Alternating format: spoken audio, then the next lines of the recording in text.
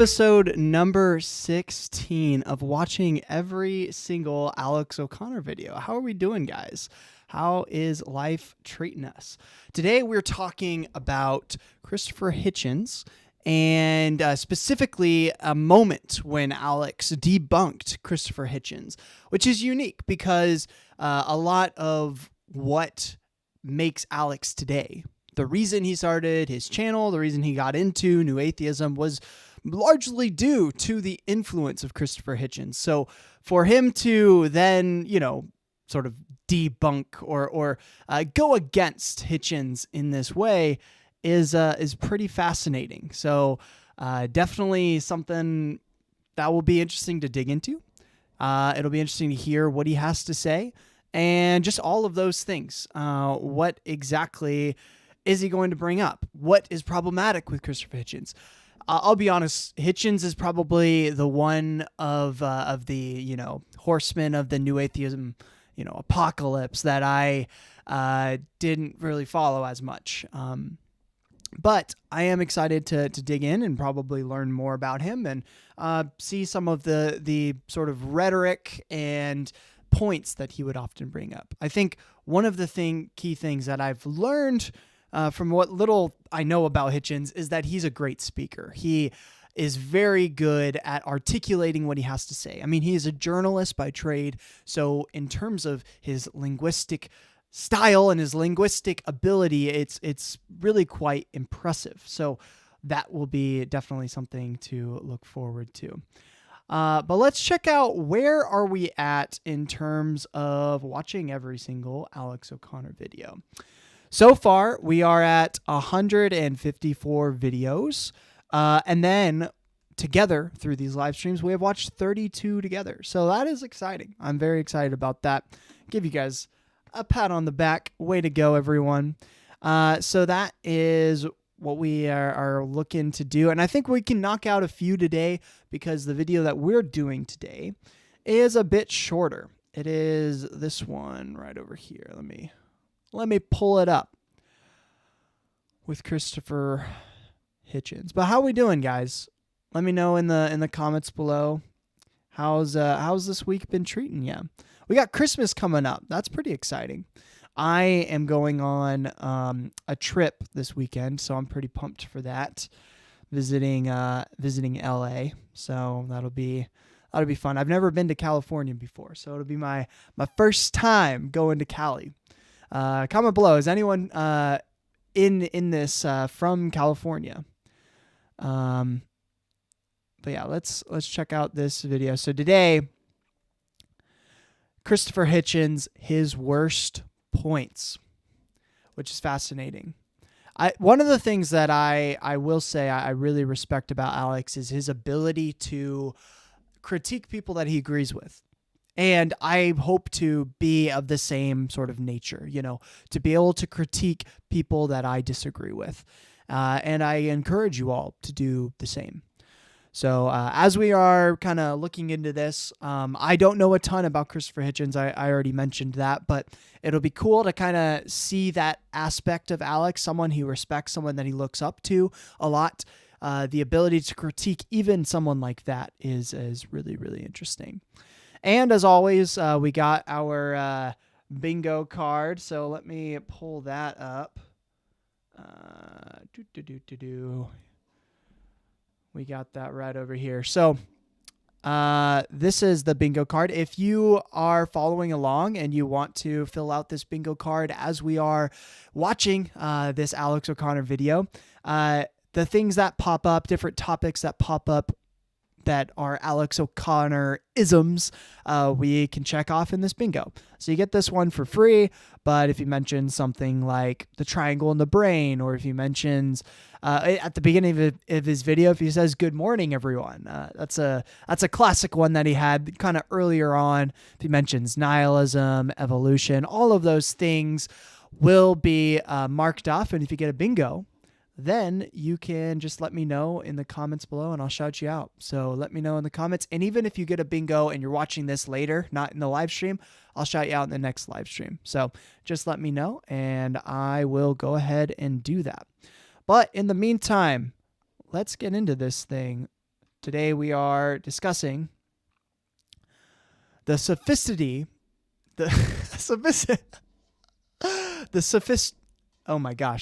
sophistry of Christopher Hitchens. I cannot talk. My bad. That's embarrassing. Here we go. Sophistry. What is this? Hey guys, it's Cosmic Skeptic, and I think... Oh, jump ahead. I don't know what that is. Okay.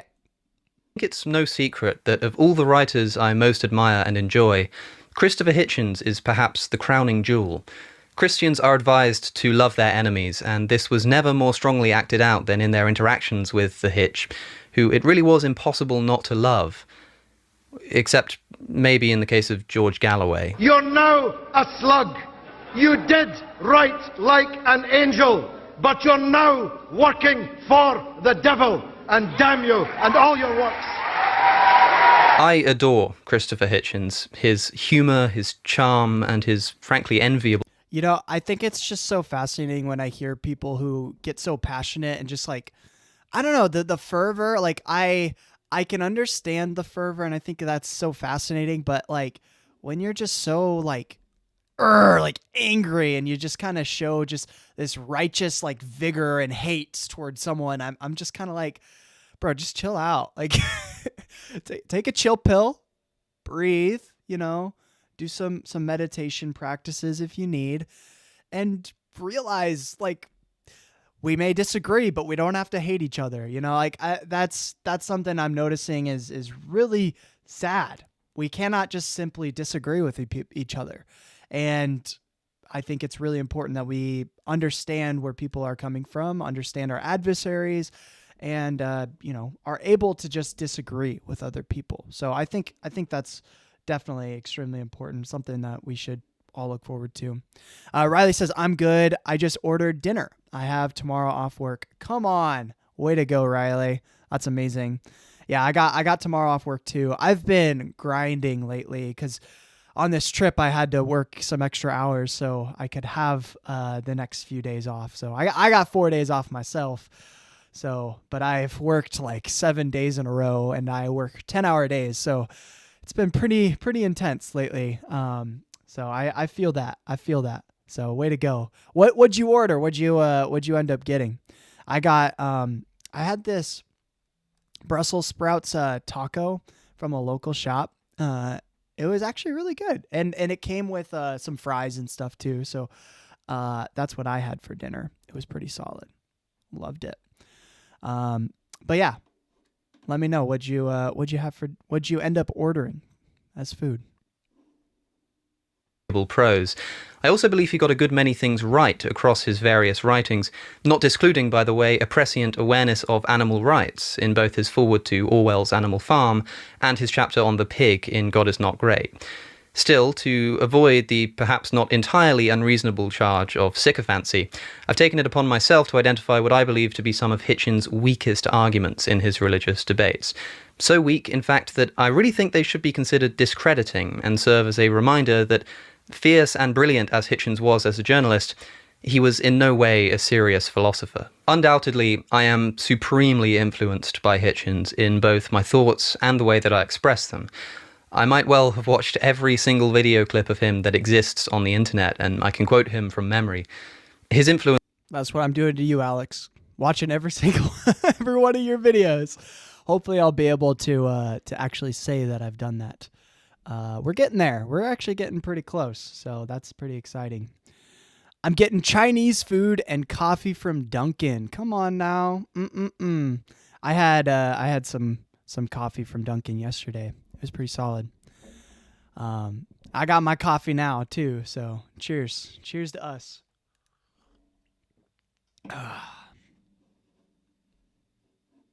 In other words, has undeniably made me what I am today. But if Christopher Hitchens can turn on his maker, and so can I, and that's exactly what I'm intending to do. That's funny. You mentioned Dunkin' too. Sorry, this is a little, this is a little bit off topic. We'll get back into the video in a second. But you mentioned Dunkin', and I was like watching some like shorts and stuff, and there was a short from last year's Super Bowl commercial. Do you remember this?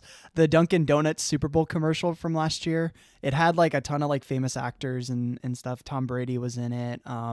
Matt Damon. Like it was funny. There's a scene where he's like what's his name? What's the guy's name? I'm totally blanking on the guy's name, but the guy basically is roasting his ex in it. And the point of part of the conversation he gets to, he's like doing a roast kind of song. And then he gets to a part and he points to Matt Damon, who's on the keys. And Matt's like, how about them donuts? I'm sorry. He's just like says it so like apologetically. He's like, I'm sorry, I'm a part of this thing. I just thought it was really funny. But yeah, if you haven't seen it, go check it out. But back to the video. In today's video. In Letters to a Young Contrarian, Hitchens writes, I attack and criticize people myself. I have no right to expect lenience in return. And so lenience there shall not be. I want to expose some of Hitchens' worst argumentative characteristics and show how he employs them to make you think that he has the upper hand in a debate, even when he definitely doesn't. The biggest problem with Hitchens' bad arguments was that he presented them so charmingly and convincingly that it's easy to be won over by them. Unfortunately, presenting bad arguments cleverly is the definition of sophistry, and so definitely worth calling out and breaking down. In fact, I think the only way to trust a person's admiration for someone is in the knowledge that they recognize their faults if and where they exist. So sophistry, I remember this from a podcast I listened to, but the sophists, correct me if I'm wrong, but the sophists were like a group in ancient Greece, and basically they were all about rhetoric, right? So they didn't really necessarily care about truth, but what they cared about was your ability to defend yourself, especially in courts, because the court system, they didn't really have lawyers back then. What they had was you go into court and you have to sort of defend yourself. And so the sophists were like, okay, this is something that's very important at this sort of time period. So we need to teach people how to speak and convince other people. It doesn't really matter whether they're right or wrong or whether their arguments are entirely philosophically sound. What matters is that it's convincing and it's going to help people like agree with you, right? Win people over. And so that was kind of the school of thought. They're sort of a pseudo philosophical group, pseudo philosophers in ancient Greece. I don't know a ton about them, but that's kind of who they were. And so now we have the sophist, sophism as a word, sophistry as a word that we use in order to describe people who are good with rhetoric. They're good at convincing other people of things, but they're not necessarily bringing out the best arguments. So it'll be interesting to hear what were some of the tactics that he used in order to convince people. Tactics, right? That's a book by Greg Koukl. Another person that Alex recently debated on the Diary of a CEO. Go check that one out too. But yeah, we'll see. What are some of his sophistry kind of tactics? I'm not claiming that Hitchens was always sophistic, of course, and neither am I claiming that when he was so intentionally. But I fear the prospect of idolization and also of getting into the habit of only criticizing my opponents. So this should be a good exercise in humility and self-reflection. Now, I won't be touching on Hitchens' support for the invasion of Iraq, or the infamous essay on the female sense of humor. The problem with female comedians up till now is they tend to be either dykes or Jews or butch. Firstly, because I want to focus on his religious debates, as this is more my area, but also because asking you on Twitter what you thought were his worst arguments, these were the ones that came up the most. I'm more interested in those things that people don't already popularly agree that he got wrong.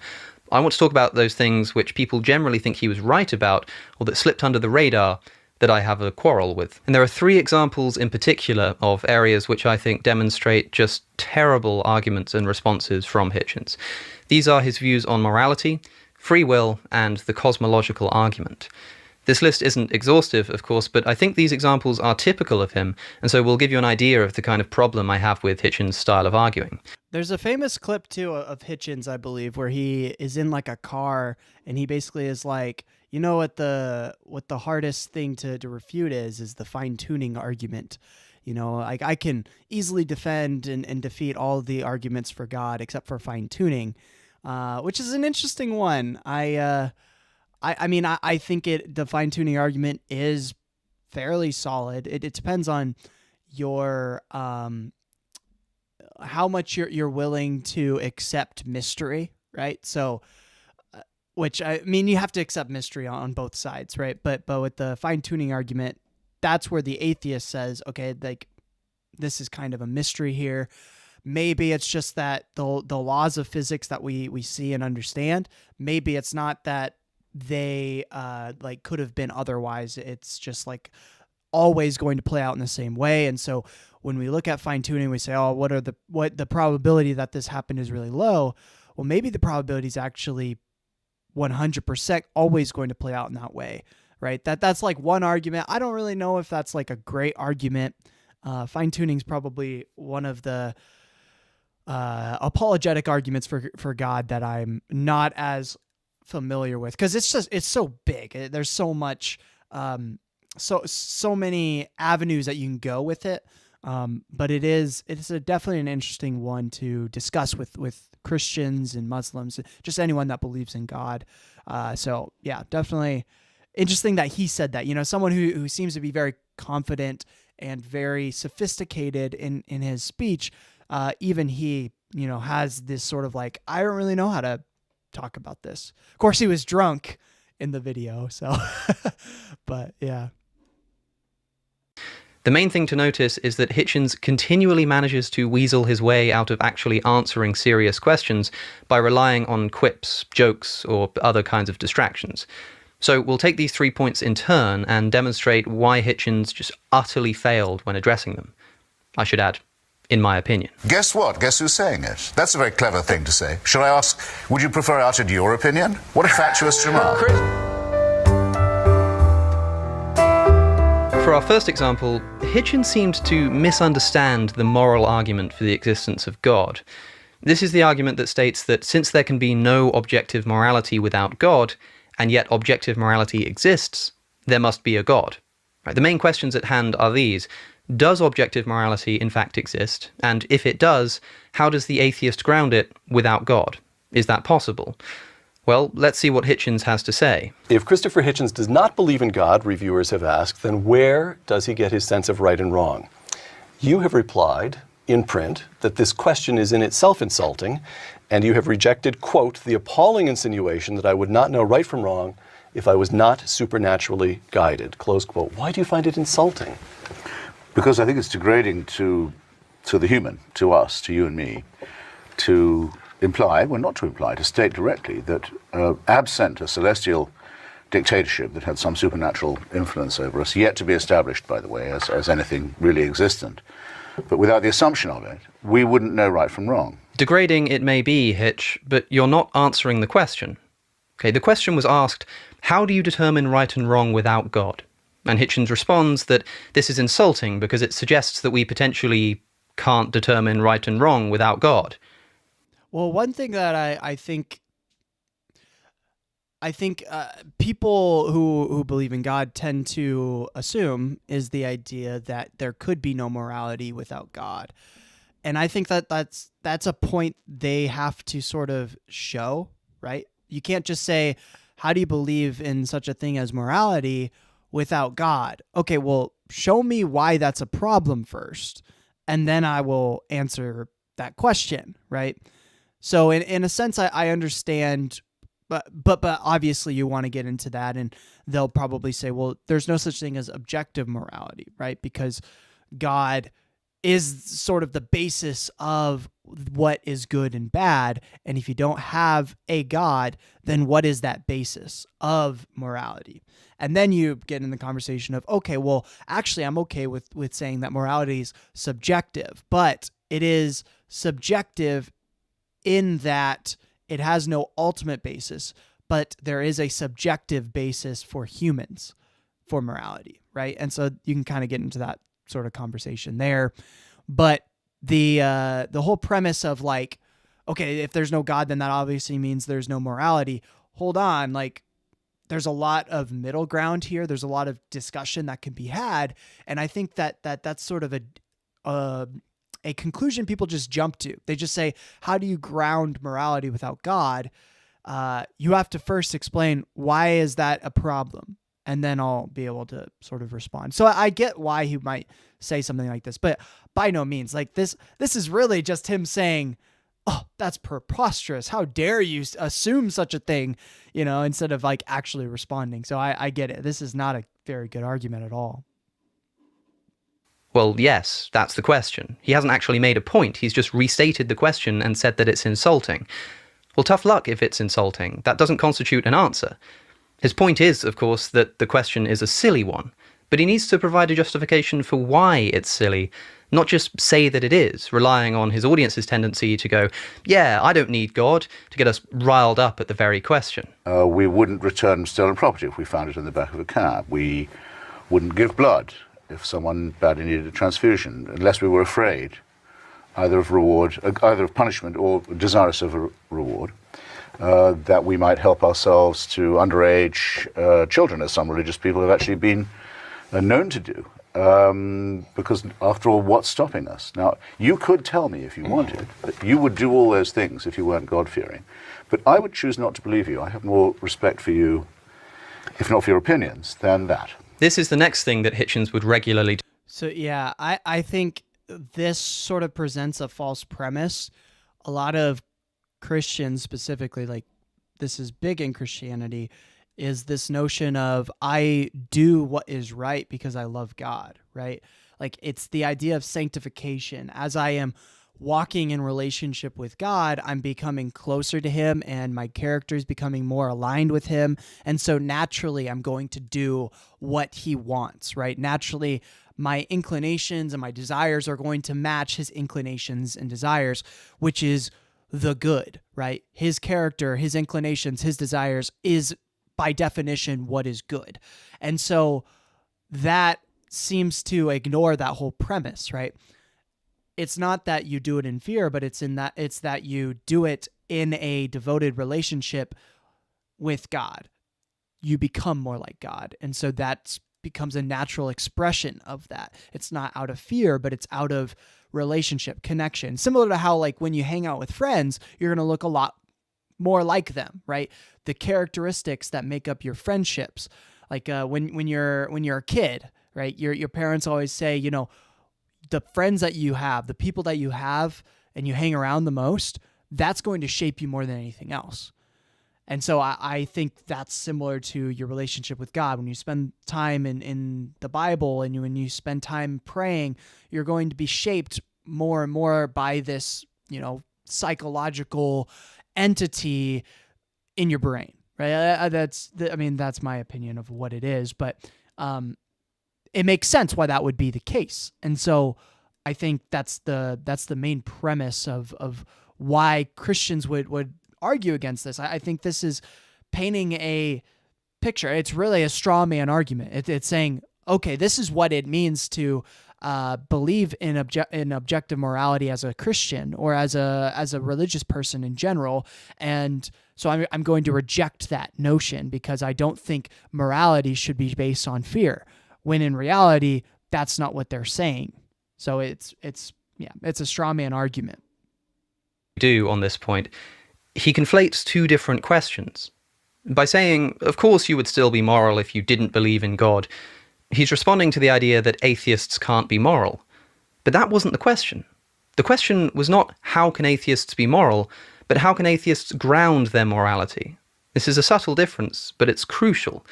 Hitchens has got a lot of praise for making this kind of argument. Yeah, that's a really good distinction. Of course I'm still moral despite not believing in the supernatural dictator. I'm insulted that you would suggest that I can't act ethically without divine permission. I don't believe in the rest of it, don't believe in the prophets, don't believe in the mountaintop, don't believe in the revelation. Well, nor should you. But how dare you suggest to us that we couldn't teach our children self-restraint and respect for others and the golden rule? How dare you? But The little nod. the little nod. Yeah. From Dawkins. Oh, I love it. I mean, I get it. I get where he's coming from, but at the same time, this fails to recognize the notion that what they're talking about is very different from what they're asking. It is very different from what you're actually responding to. So it just, yeah, it's not a very good argument. It's really just about, let's get riled up. Let's get, let's get the emotions running. So then you just agree with me without actually critically thinking at all. when the religious say that there cannot be such thing as morality without God, they're not saying that there cannot be such thing as morality without belief in God. They say that you can be an atheist and be moral, you just can't objectively ground your morality. So when Hitchens asks, "How dare you say that I can't be moral without believing in God?" he's answering an objection that was never put to him. He's answering a different question, one that the religious rarely, if ever, actually ask. But when the question is framed more clearly, sometimes Hitchens understands that he is in fact being asked to ground morality, not just to prove that he's a moral person. Let's have a look at what he has to say when this occurs. At every time I'm asked this question, if you didn't believe in God, how would you know what was good and what wasn't? Every time I'm asked to speak on this, the Daily News allows me to give a different answer and give a different example. Take the simplest case of what I believe is innate, our instinct for our children. You don't have to be a parent to have this. You see a child trying to rush into the traffic. If you're not a parent, something tells you what you probably ought to be doing about it. The care and love and protection of children is instinct in us, in fact in many other species too that don't claim to be divinely ordered around. It's something we all share without having to have it explained to us. So Hitchens is answering the following question. How do we ground our sense of morality? And his answer? Well, we all have a sense of morality within us. The question is, how do you know that it's right to care about children? His answer? Well, any parent instinctively cares about children. We're not interested in whether we have a moral instinct. Of course we do. Who doesn't know this? What we're interested in is how to justify the moral instinct, which Hitchens fails to do by simply appealing to the fact that the instinct exists. A further elaboration on this comes from Hitchens' debate with Frank Turek, in which the same question is raised. If God does not exist, why do all people have a fixed moral obligation to love and not murder?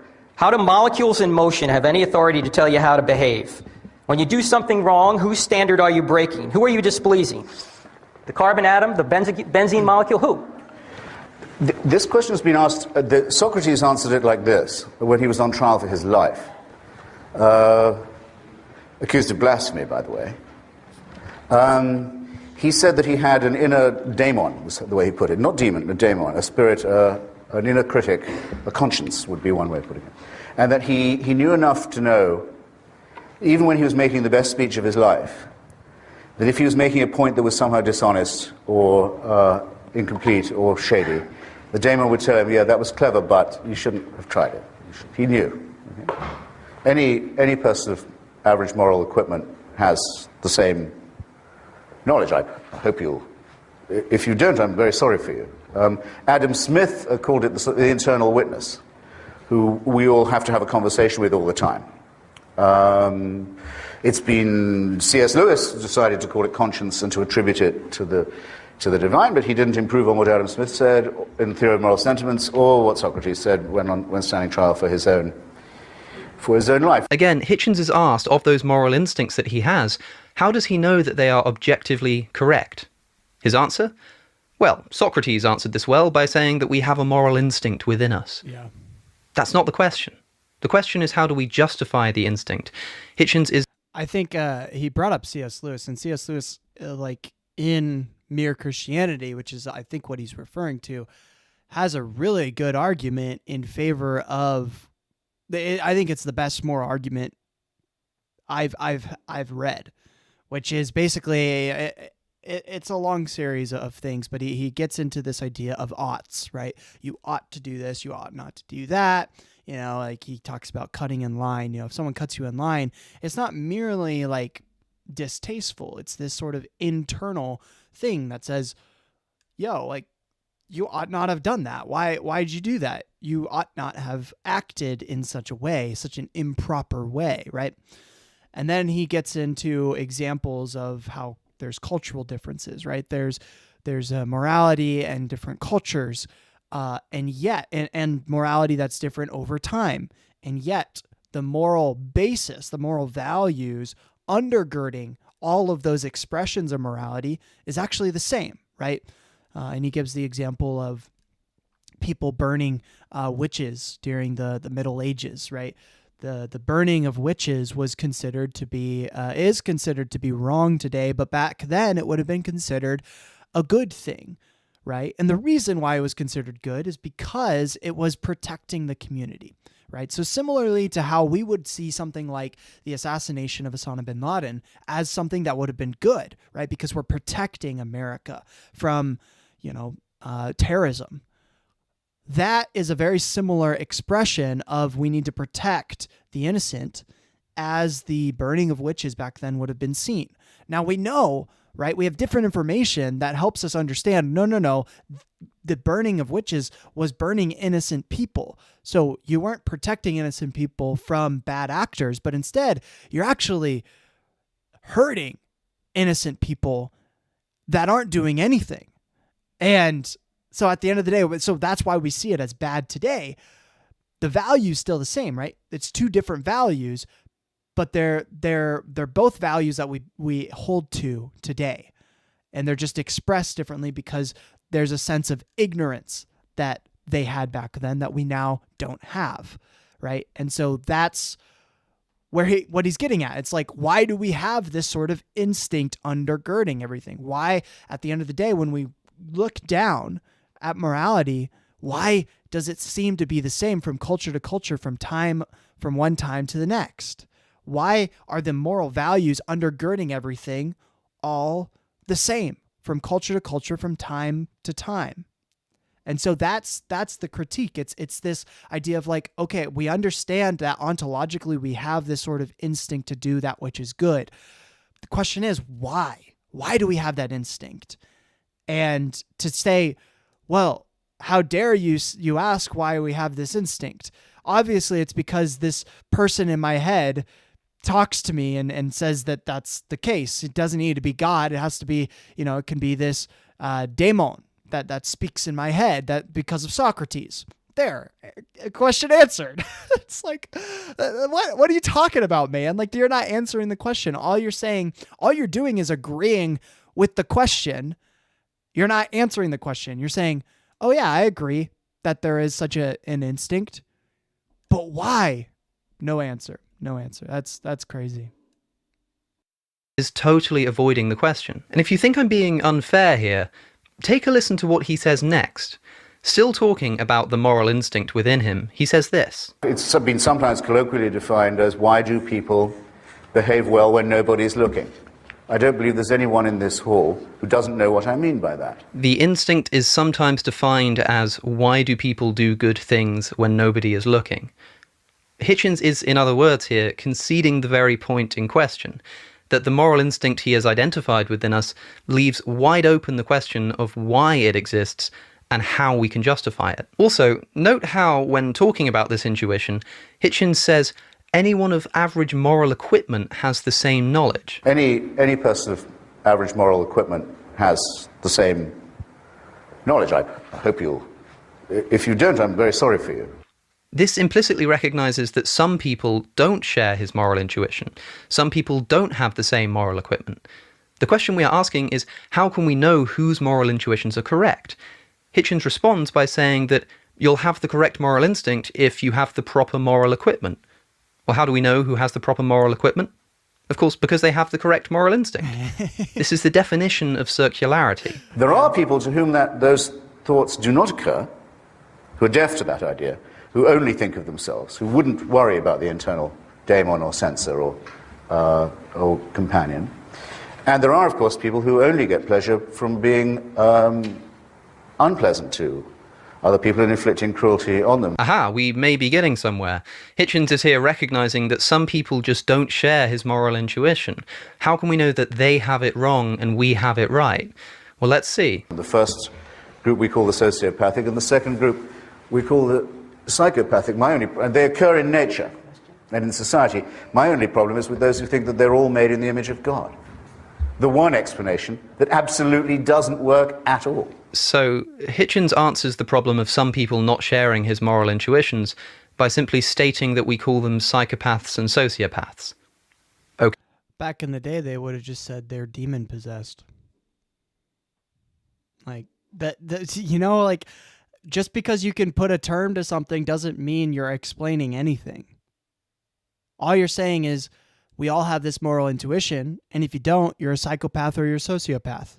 In Christianese, that would be God has written his moral verdict on everyone's heart. And we all have access to that. And for those who don't have access to it, they're demon possessed. Boom. Answer. Christianese. Okay, but the question is why we're justified in saying that they have it wrong, which you can't answer by simply calling them psychopaths. Notice that Hitchens then immediately moved to criticizing religious morality. This constitutes an argumentative fallacy that Hitchens would always commit, the tu quoque fallacy. Tu quoque means you as well, and is a fallacy committed when a person is presented with a mistake in their argument and responds by saying that their opponent makes the same mistake. It may be hypocritical of somebody to criticize the mistake of another person while committing the mistake themselves, but this doesn't change the fact that a mistake has been made. When, in later life, Hitchens advised people not to smoke for the benefit of their health, someone could have responded, "But you smoke." This is, of course, true, but it doesn't make Hitchens' advice any less good just because he doesn't follow it himself. In our present discussion, Hitchens has been challenged with the claim that an atheist can't ground morality. He first brushes over the question, as we've seen, and then he says, "But my problem is that the religious can't do it either." Okay, let's say they can't. That doesn't change the fact that you haven't done so either. If someone asks, "How do you justify morality?" and your response is, "Well, you can't do it either," you're committing a fallacy. Now, you might say in response to this that Hitchens doesn't have a burden of proof here. He doesn't have to prove that morality exists. That's on the religious. But Hitchens quite clearly believes and claims that morality does exist, and so long as he is making that claim, he does have a burden of proof, which he simply isn't meeting. But aside from that... So he mentioned the tu quoque. Is that French? It looks like it's French. Here it is. I've never heard of this fallacy. Tu quoque, literally, you too, is a rhetorical technique that intends to discredit the opponent's argument by attacking the opponent's own personal behavior and actions as being inconsistent with their argument so that the opponent appears hypocritical. Okay, yeah, that makes sense. That's very similar to ad hominem. Is this a variant of ad hominem, or is this a different thing? Do you guys know? Is this like the same thing as ad hominem? Let's see. Is ad hominem mentioned here? Here it is. This specious reasoning is a special type. Okay, yeah, it's a type of ad hominem. There it is. Boom. Okay. Cool. Interesting. Yeah, I've never seen that one before. Brief intermission. Here's a summary of Hitchens and the moral argument in its plainest fashion. But if there is no God, if there is no objective ground of right and wrong, from what do you derive your morals? Hitchens first argues that morality is innate within us. First, I think our knowledge of right and wrong is innate in us. But then the interviewer presses him. We have many such innate intuitions, some of which are false. So how can we know that the moral intuition we have within us, as you say, is actually correct? The problem is that there are all kinds of things that we're stuck with as a result of evolution, if one posits evolution. So you feel biological urges, you feel the impulse to steal, and yet at the same time you have some kind of innate morality that tells you not to steal. So the question is, with a religious point of view, it gives you some way. You say there's an objective standard according to which we can we recognize that certain of these impulses are acceptable and certain other impulses are to be disciplined and restrained and so forth. I don't understand how, if you take it all as a kind of evolutionary result of evolution, let's put it that way, how it is that you can say morality is over and above other urges. How do you do that? Can you guess how Hitchens answers? Not to be grand about it, but this is what Socrates called his daemon. It was an inner voice that stopped him. This is just a facepalm moment, bro. I used to do a different YouTube channel, and I do the edits of the facepalm all the time. Bro, this is a facepalm moment. It's tough to see. When he was trying to take advantage of someone in an argument, wrongly. He simply asserts that we have a moral intuition. I'll remind you of the question. We have many intuitions. How do we know which ones are actually correct? His answer? Because we have a moral intuition. It just amazes me that this passes for a serious argument. I've chosen the topic of free will. Look at that, free will. So, if you are following along with the bingo card, let me pull it up real quick. Right over here. On mine, there's free will. Also, there's the, let me go back to the thingamabob. So, right here in the back, you can barely see it. Do you guys see that? Oh, you can't see my cursor for some reason. Do you guys see that? Yeah. That little wooden thing, that's his wooden play button. So if you have wooden play button on your card, do I have it? Yeah, right here, wooden play button. You can do that one. Christopher Hitchens, obviously. He didn't start the combo with good morning, everyone. Let's see. He mentioned evolution. New atheism. Let's see. I don't think nihilism was mentioned. I'm sure problem of evil is going to be mentioned here soon. Actually, no, he didn't. It was the moral argument. Etymology. Okay, cool. Oh, quotes philosopher. There you go. He quoted Socrates. Okay. If there's any that you guys have, go ahead and mark it as well. I'm going to... I think that's it. Yeah. Okay. Let's keep going. As the next example, because it demonstrates another tendency of Hitchens, to improperly answer a question in order to gain a cheap laugh from an audience. Now, this is something he actually admits to doing. If I'm making a speech, Right. and I make a cheap point to get a laugh, which I'm not above doing, I can do that, or I skip a stage in an argument, to make an inexpensive point, and especially if it works, and I get them, I feel a pang. So let's see this in action. Are you assuming that we have free will? Are you assuming so that we have free will? If you answer, Then give me Yikes. So overmodulated. Oh my gosh. give me another source. You answer my question with another Give question. me another I'll still source. answer it. Okay. I will still answer it, Thank even you. though your question is an answer to mine. Rather, not an answer, a response to mine. Yeah. The view I take about free will is that, of course, we have free will because we have no choice but to have it. Now, the first thing to note is that Hitchens doesn't seem best pleased. That would piss me off if someone said that. I would obviously be kind and charitable, but that would just piss me off if someone said something like that. It's like you don't even want to have an argument. You just want to look cool and carry on. What is that from Theodore Roosevelt? Talk. Oh, what is it? Do you guys remember the quote? It's like, speak short and carry a big stick. Something like that. That's what he just did. When his question is answered with another question. Bear that in mind for later when we discuss the cosmological argument. Now, the second thing is noted by his opponent, David Wolpe himself. So I wasn't, to some extent, not an I wasn't. answer. That is indeed a quip rather than a proper answer. You'll understand if you've seen my previous extensive videos and conversations about the intricacies of free will, how frustrating it is to see the topic treated so flippantly. But let's give Hitchens a chance here. I was, and I still, to some extent, am a dialectical materialist, and I also think there are some ironies in the universe as well as in history. But to say, of course we have free will, the boss says we've got it, is to make a mockery of the whole concept. Okay, so Hitchens was asked whether or not we have free will, with the implicit expectation to justify his answer. His response? Well, to say that free will comes from God makes a mockery of the concept. We've already talked about this. Can you see what he's done? It's the tu quoque fallacy again. And here's the other thing too. Like that's a good point. But also the other thing is, if you're gonna make a statement like that, you have to explain why that's the case.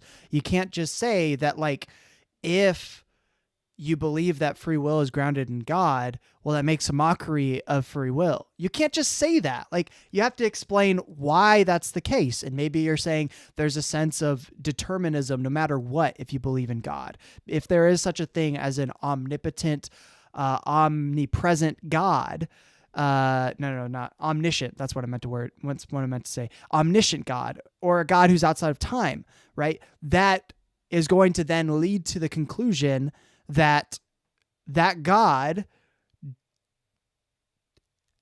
created some sort of deterministic world. And so there is no such thing as otherwise. And thus, in the deterministic and libertarian sense, there is no free will. So that, I mean, you have to make the connection. You can't just, you can't just say something like that. You have to explain your reasoning. You can't just say, "Oh, well, you blah blah blah." You're making a mockery of it because, like, that's no explanation. That's no reason at all. I don't think I'd like Chris. Okay, I mean, obviously we're hearing only his bad clips, so I'll take that with a grain of salt. But based on what I'm hearing now, and I'm not too familiar with him, but based on what I'm hearing now, I would not like him at all. Even though we probably agree on a lot of stuff, that's not a very good explanation. Again, well, you can't justify free will. Okay, but that doesn't change the fact that you have also failed to do so, Mr. Hitchens. This is the takeaway from the numerous times Hitchens does this kind of thing, turning the question onto his religious opponent. He manages to wriggle his way out of actually answering any seriously difficult philosophical questions himself, and because they are difficult questions, when he turns them on the religious, they struggle to answer them, gaining him brownie points in a debate. And I'll stress this point about the burden of proof. You may still think that Hitchens shouldn't have to answer the question because the burden of proof is not on him, but on his religious opponent.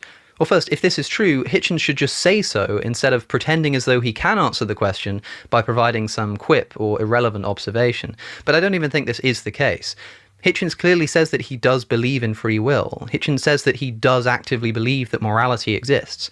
Separate from the God claim, on which he doesn't have the burden of proof, these are independent claims he is making that do require justification. He does have the burden of proof, so long as he's making them. But yeah, that's a really good point. The difference between saying, I just don't believe in what you are saying, versus I actively believe this about something, right? It's I lack a belief in this versus I actually believe blank. Those are two different things. One has the burden of proof with it. It's a very good distinction. Whatever, okay, accepting that we won't actually get a serious answer from Hitchens about whether and how free will exists on an atheistic worldview, let's at least examine his critique of religious free will. Here it is again. But to say, of course we have free will, the boss says we've got it, is to make a mockery of the whole concept. The force of this objection is all to do with the way Hitchens phrases things. Imagine, if you will, that I am the employee of a company, and my boss gives me an hour of free time for lunch. Someone like Hitchens might say, to say that I have a free hour because the boss demands it makes a mockery of the concept. But of course, it doesn't. The boss doesn't demand that I'm free for his sake. He permits my freedom for my sake. Now, to be clear, I don't think that free will exists, and I don't think that God can permit free will, and arguably if he does so ultimately for his own sake and not for ours. These are all things I believe, and good arguments and interesting lines of thought. They're just not things that Hitchens ever said, instead deciding to get a cheap laugh from the audience at the expense of actually answering the question. A bit like he does in this famous example, too. That could be an unpleasant thing, but how do you... Actually an evil thing. Let's call it evil, Christopher. Something that only a religious person would dream of saying. Let's call it evil. Where does evil come from? Religion. But Hitchens didn't always avoid... That was a pretty good one. I respect that. avoid answering the question by making a joke. Sometimes he avoided answering a question by simply inventing another question and answering that instead. Okay, for a clear example of this, I turn back to Hitchens' debate with Frank Turek and present his response to the question, how can something come from nothing?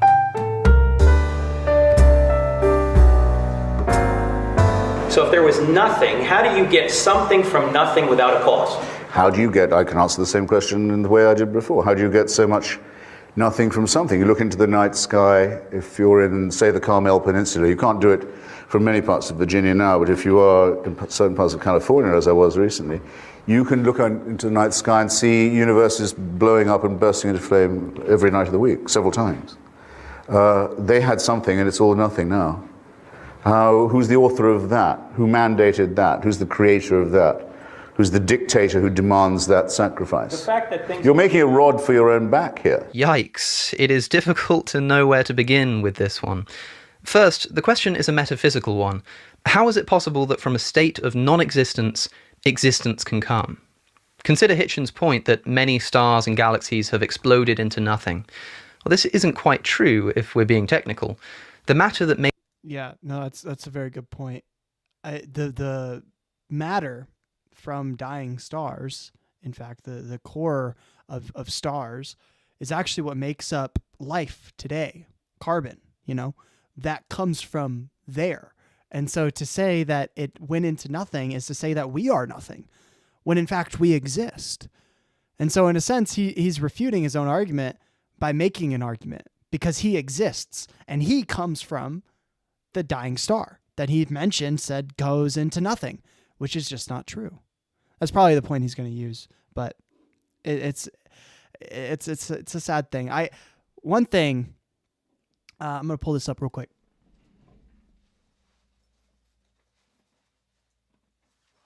If you're ever listening to a debate, one thing that I think really helps is to get a notebook and just write down what people are actually saying. What is their actual argument? Write it down in words, and then kind of create syllogisms or compare and contrast. You can create like a little table describing this is what this person said to back up what they're arguing in favor of, and this is what this person said, and compare and contrast the points. Write them down on paper and look at it.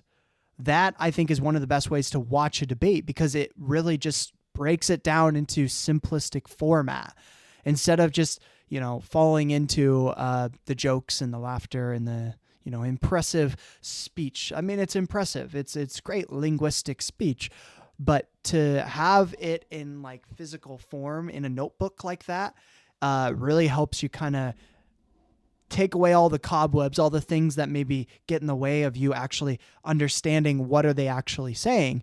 And you're going to realize a lot of it is not very substantive. Some of it might be, some of it isn't. Some of the arguments you thought were super strong are not quite as strong as you might have thought. So there's a lot of really good ways to do this. Made up the stars is still there. It's just exploded across the universe. But the matter itself, the stuff, still exists. So it's not the case that truly nothing has come from something, as Hitchens suggests. This makes it an inappropriate analogy to something coming from nothing. But in his one of his latest conversations with Vsauce, they basically dig into this idea of nothing exists, right? Because the only thing that exists is the culmination of everything, right? So like our understanding of like a microphone, right? So this microphone here, does it really exist? Well, let's say I, in Ship of Theseus form, were to slowly but surely pick apart all the atoms that make up this microphone and replace them with atoms that are similar to this microphone. What I would have left is a microphone, but it's entirely made of different stuff. And so, is it the same microphone? In a sense, yes. But then, let's say I were to destroy it entirely and scatter all the pieces around. Would I say the microphone exists anymore? No. But the material that makes it up still does exist. And it can then be used to create something else, like a coffee cup or a glass. And so in a sense, everything that exists that we see and we say this is what this is really a linguistic definition. Linguistically exists, but in a sense, it only is a not even a separation. It's just a combination of stuff. And so in a sense, nothing exists, right? Because everything is categorically existing and is dependent upon us seeing it as a separate thing. So that's kind of what they get into in that conversation, which is what's it called? It's I'm blanking on it. Blanking on the term, but it's a form of nihilism. And so what's interesting about that is, in a sense, nothing produces nothing because nothing exists. Only categories from the subjective experience of humans and other conscious beings, those are the only things that we consider exist. Sure, the matter's there, but the matter is actually not really, the matter isn't the thing, right? If the thing were to be totally shifted and changed into something else, but it's still the category that we're talking about, right? If this microphone had a total shift in its particles and the matter that made it up, and yet it was still a microphone that functioned, it would still be a microphone. And all that we would say is that that's the microphone, but we wouldn't be able to say that it's the same thing, right? Or if I were to say switch the dial with something else, you might say, oh, well, that's still the same microphone. It just has a different dial. How much do I have to change it to where it becomes a totally different microphone? And it's a little bit confusing. I don't think I'm explaining it super well, but the idea here is that nothing really exists except the culmination of everything. By which Frank Turek meant literally nothing, as in not atoms in space or quantum fluctuations or Lawrence Krauss's nothing, but nothing. Hitchens asks, what about the things that do exist and then don't exist anymore? Well, the stuff itself that makes up those things does still exist. It's just been rearranged. When Turek asks how something comes from nothing, he doesn't mean how do atoms form themselves into stars or something like that, which would be the actual reverse of Hitchens' questions. He means how did the atoms get there in the first place? So the questions are not actually about the same thing. But anyway, Hitchens has answered Frank's question with a question. Something he apparently doesn't like when other people do to him. How do you get something from nothing without a cause? How do you get, I can answer the same question in the way I did before. How do you get so much nothing from something? Then give me another source. If you answer my question with another question, give me another I'll still answer it. Okay. I will still answer it, even though your question is an answer to mine. Or rather, not an answer, a response to mine. But notice anyway how this is nothing more than a distraction. Hitchens is asked a metaphysical question. How does something come from nothing? His response? Why is it that stars explode and the universe will end? It's totally irrelevant. Just pointing to the fact that things come to an end does not explain how they were created in the first place. That just doesn't answer the question. The question is, how did things come about? And Hitchens responds by saying, well, have you considered that they'll come to an end? He doesn't even attempt to answer the question. To make a comparison, this would be like if Frank had presented the teleological argument, asking why there are complex things in the universe and saying that these indicate a designer. And instead of actually answering the question, say by pointing to natural selection, Hitchens were to respond with something like, but we also see many simple things in the universe. How do you explain that? It's like, that's another question. It may be a useful question, but it's a different question, and it's got nothing to do with the question that you were actually asked, which you evidently don't have an answer to. Now, at this point, if you've followed the trend of the other arguments, you may be expecting me to say that this is a tu quoque fallacy again, except it isn't. It's actually much worse than that. It would be a tu quoque fallacy if Turek had said, Hitchens can't explain how something comes from nothing, and Hitchens said, yeah, well, you can't explain it either. That would be an example of the fallacy. Instead, Hitchens responds by saying, yeah, well, you can't explain this other unrelated thing. It's a totally unrelated observation. Imagine you were arguing with someone, let's call him Christopher Hitchens, who believed that the Egyptians did not build the pyramids and instead believed that they were just natural objects. You ask them, how on earth do you get the pyramids from nothing but sand in a desert? And Hitchens responds, Well, they probably won't last forever, you know. Erosion will destroy them eventually. So if these Egyptians really did design them, they did a pretty poor job, don't you think? It's like, that's not an answer to the question. It's totally unrelated. Not only this, but the question Hitchens asks in response to Frank's question is not even a good one.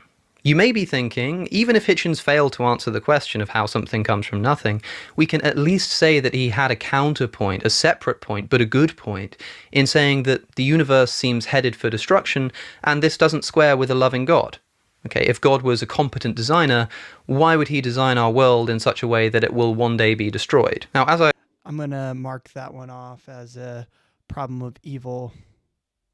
So you can go ahead and mark that one off as problem of evil. If you have it on your bingo card. I think I do. Yep, there it is. The problem here, I mean, Alex really, points it out really well, but the problem is he's not answering the question. He's not even addressing the question. He's not addressing anything. All he's doing is asking his own question that's unrelated to the topic, right? The question is, how does something come from ultimate nothing, like actual ultimate nothingness, right? It's not just like empty space, but it's like no space, no nothing, any sort of conceivable thing. How does something come from that, right?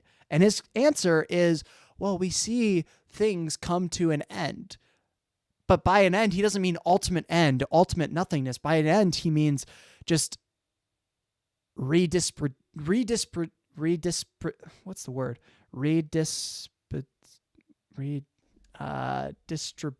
That's the word. Whatever. You know what I'm talking about. Of particles into other parts of the universe. But there's still space. There's still those particles. There's still the existence of the things, the stuff. Like energy cannot be created or destroyed, right? That's a law of physics. And so how can you say that that's ultimate nothingness? We're talking about different things, but we're using the same word, but a different definition of the word. And so that's how he can kind of fit in that little argument, which isn't addressing the topic at all. I address this point, I want to stress that even if Hitchens was right in this point, it's still completely separate to the question he was actually asked and got away with not having to answer. So in this example, Hitchens is debating with Frank Turek, a Christian. Now, of course, Christians believe in Judgment Day and the second coming of Christ. In other words, they believe that God will intervene and send human beings to the afterlife before the sun explodes, before the galaxy collapses, before the universe ends. The fact that our world is headed towards destruction doesn't matter because Judgment Day will occur, and it will occur before it has the chance to end. That's the Christian belief. This is a fairly simple observation, probably one that you've thought of yourself. And in fact, Frank Turek says exactly this to Hitchens. And look what happens. And of course, religious people believe that somebody's going to intervene to stop it before it does go. And even if they do? Even if it doesn't, Wait. if no, hold on. Sorry. Even if nobody intervenes, if it goes to heat death, it goes to heat death. Excuse me. Did the religious among you, ladies and gentlemen, to understand, I did not, that there will be an intervention to make an exception in our case? I mean, does Hitchens not understand the idea that the religious believe in an afterlife that will save us from earthly destruction? Yeah, I don't even know what Hitchens is trying to say there. Like that, his statement kind of went over my head.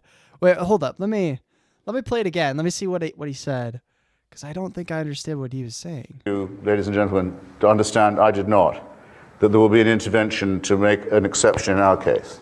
Okay, this is talking about an intervention to make an exception for the person who does not believe in God, right? The person who does not repent for their sins. Is there an intervention? Like, that's not what he's talking about. He's talking about the judgment day going to sort of bring in the new heavens and the new earth, the afterlife, right? The people who exist today are going to go to heaven, and then eventually there's going to be a new heavens and new earth. In a sense, probably in this conversation, a new universe, and that's what's going to exist. And so we don't have to worry about the destruction of the universe because there is going to be a new universe, a new heavens and a new earth. That's the argument he's making. And he's saying, wait.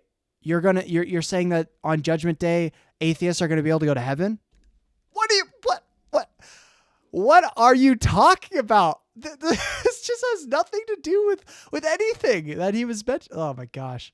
I'm not even a big fan of Frank Turek, but I would be just frustrated because it's like, what are you talking about? Literally nothing. You are not even like having a conversation right now. Oh my goodness. That is crazy. I mean, does Hitchens not understand the idea that the religious believe in an afterlife that will save us from earthly destruction?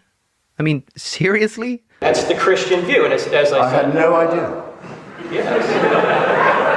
That a new heaven and new earth will be created. Genesis is paradise lost. Revelation is paradise restored. It sounds fatuous to me, I've got to say. Have it your way. Yeah, what? Do you want me to pull up Bible verses, bro? Like, what the hell? It sounds fatuous to me. I mean, is this Hitchens conceding that this is, in fact, the Christian worldview?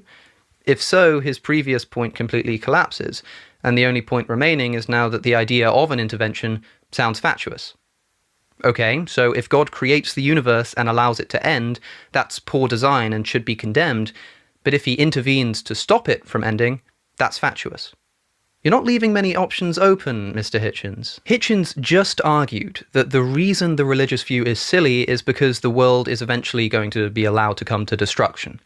But then when faced with the supposition that the religious view is precisely the opposite of this, that it will not be allowed to come to destruction, he says that's ridiculous.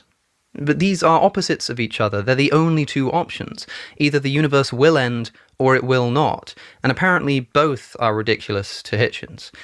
But this is crucial. Both the universe ending and not ending are ridiculous according to Hitchens if they were designed, right? So Hitchens, to show that he has a better explanation that isn't ridiculous, must address the question of how the universe could come into being without a designer. Notice, ladies and gentlemen, this is the very question we started with that Hitchens refused to even try to answer. This whole conversation is a train wreck. Well, then, okay, I think that just about sums things up.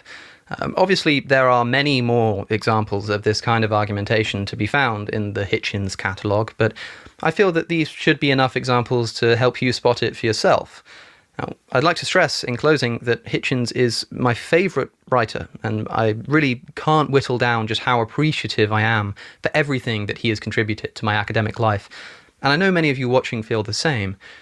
But please don't let the man's aura blind you to his mistakes and faulty reasoning, and please don't think that just because he won the debate, he also won the argument. But anyway, thank you for watching. I hope you found it interesting. I'd like to remind you that everything I do is supported by my viewers on Patreon, and so if you like what I produce, please do consider helping it to continue by becoming a patron of the channel.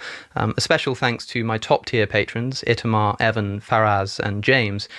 You can also get Cosmic Skeptic merchandise at cosmicclothing.shop and follow me on social media using the links in the description.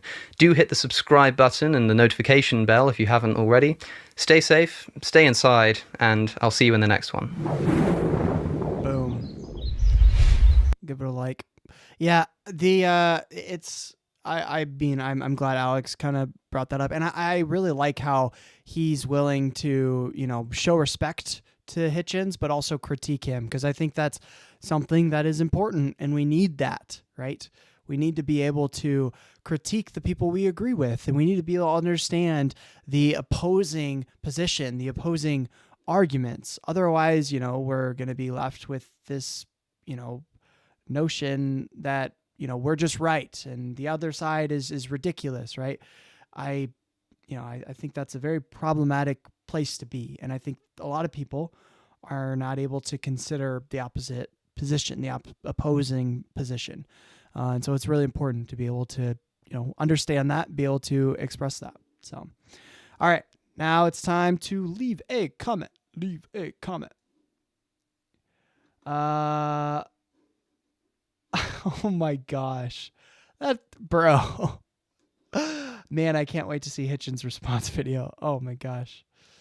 That's crazy. That is crazy. Wow. All right. Let's copy this over.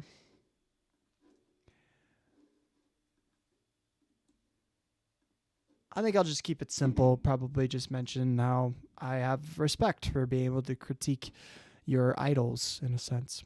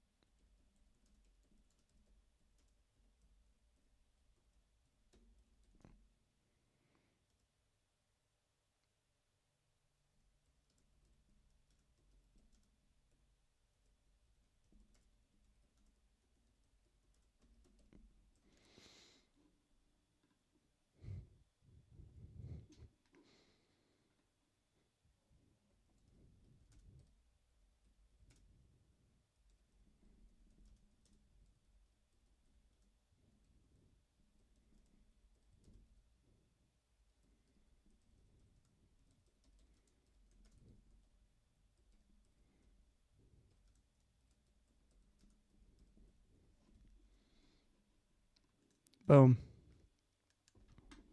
Alrighty. And we can tick that one off. We are now at 155 videos watched and 33 videos together. The big 3-3. Let's go. What's the next one? There's a few that we can watch. We can watch no, that one's a bit long. I haven't watched his latest one with Hank Green, but I'm excited to watch that one. Hank Green's one of my favorite creators. Super cool guy. Let's see. What shall we see next? Okay. So this is the next video up, which is talking about veganism. Animal liberation.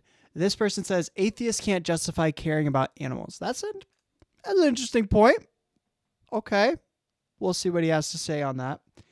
Or we can do atheism and human rights.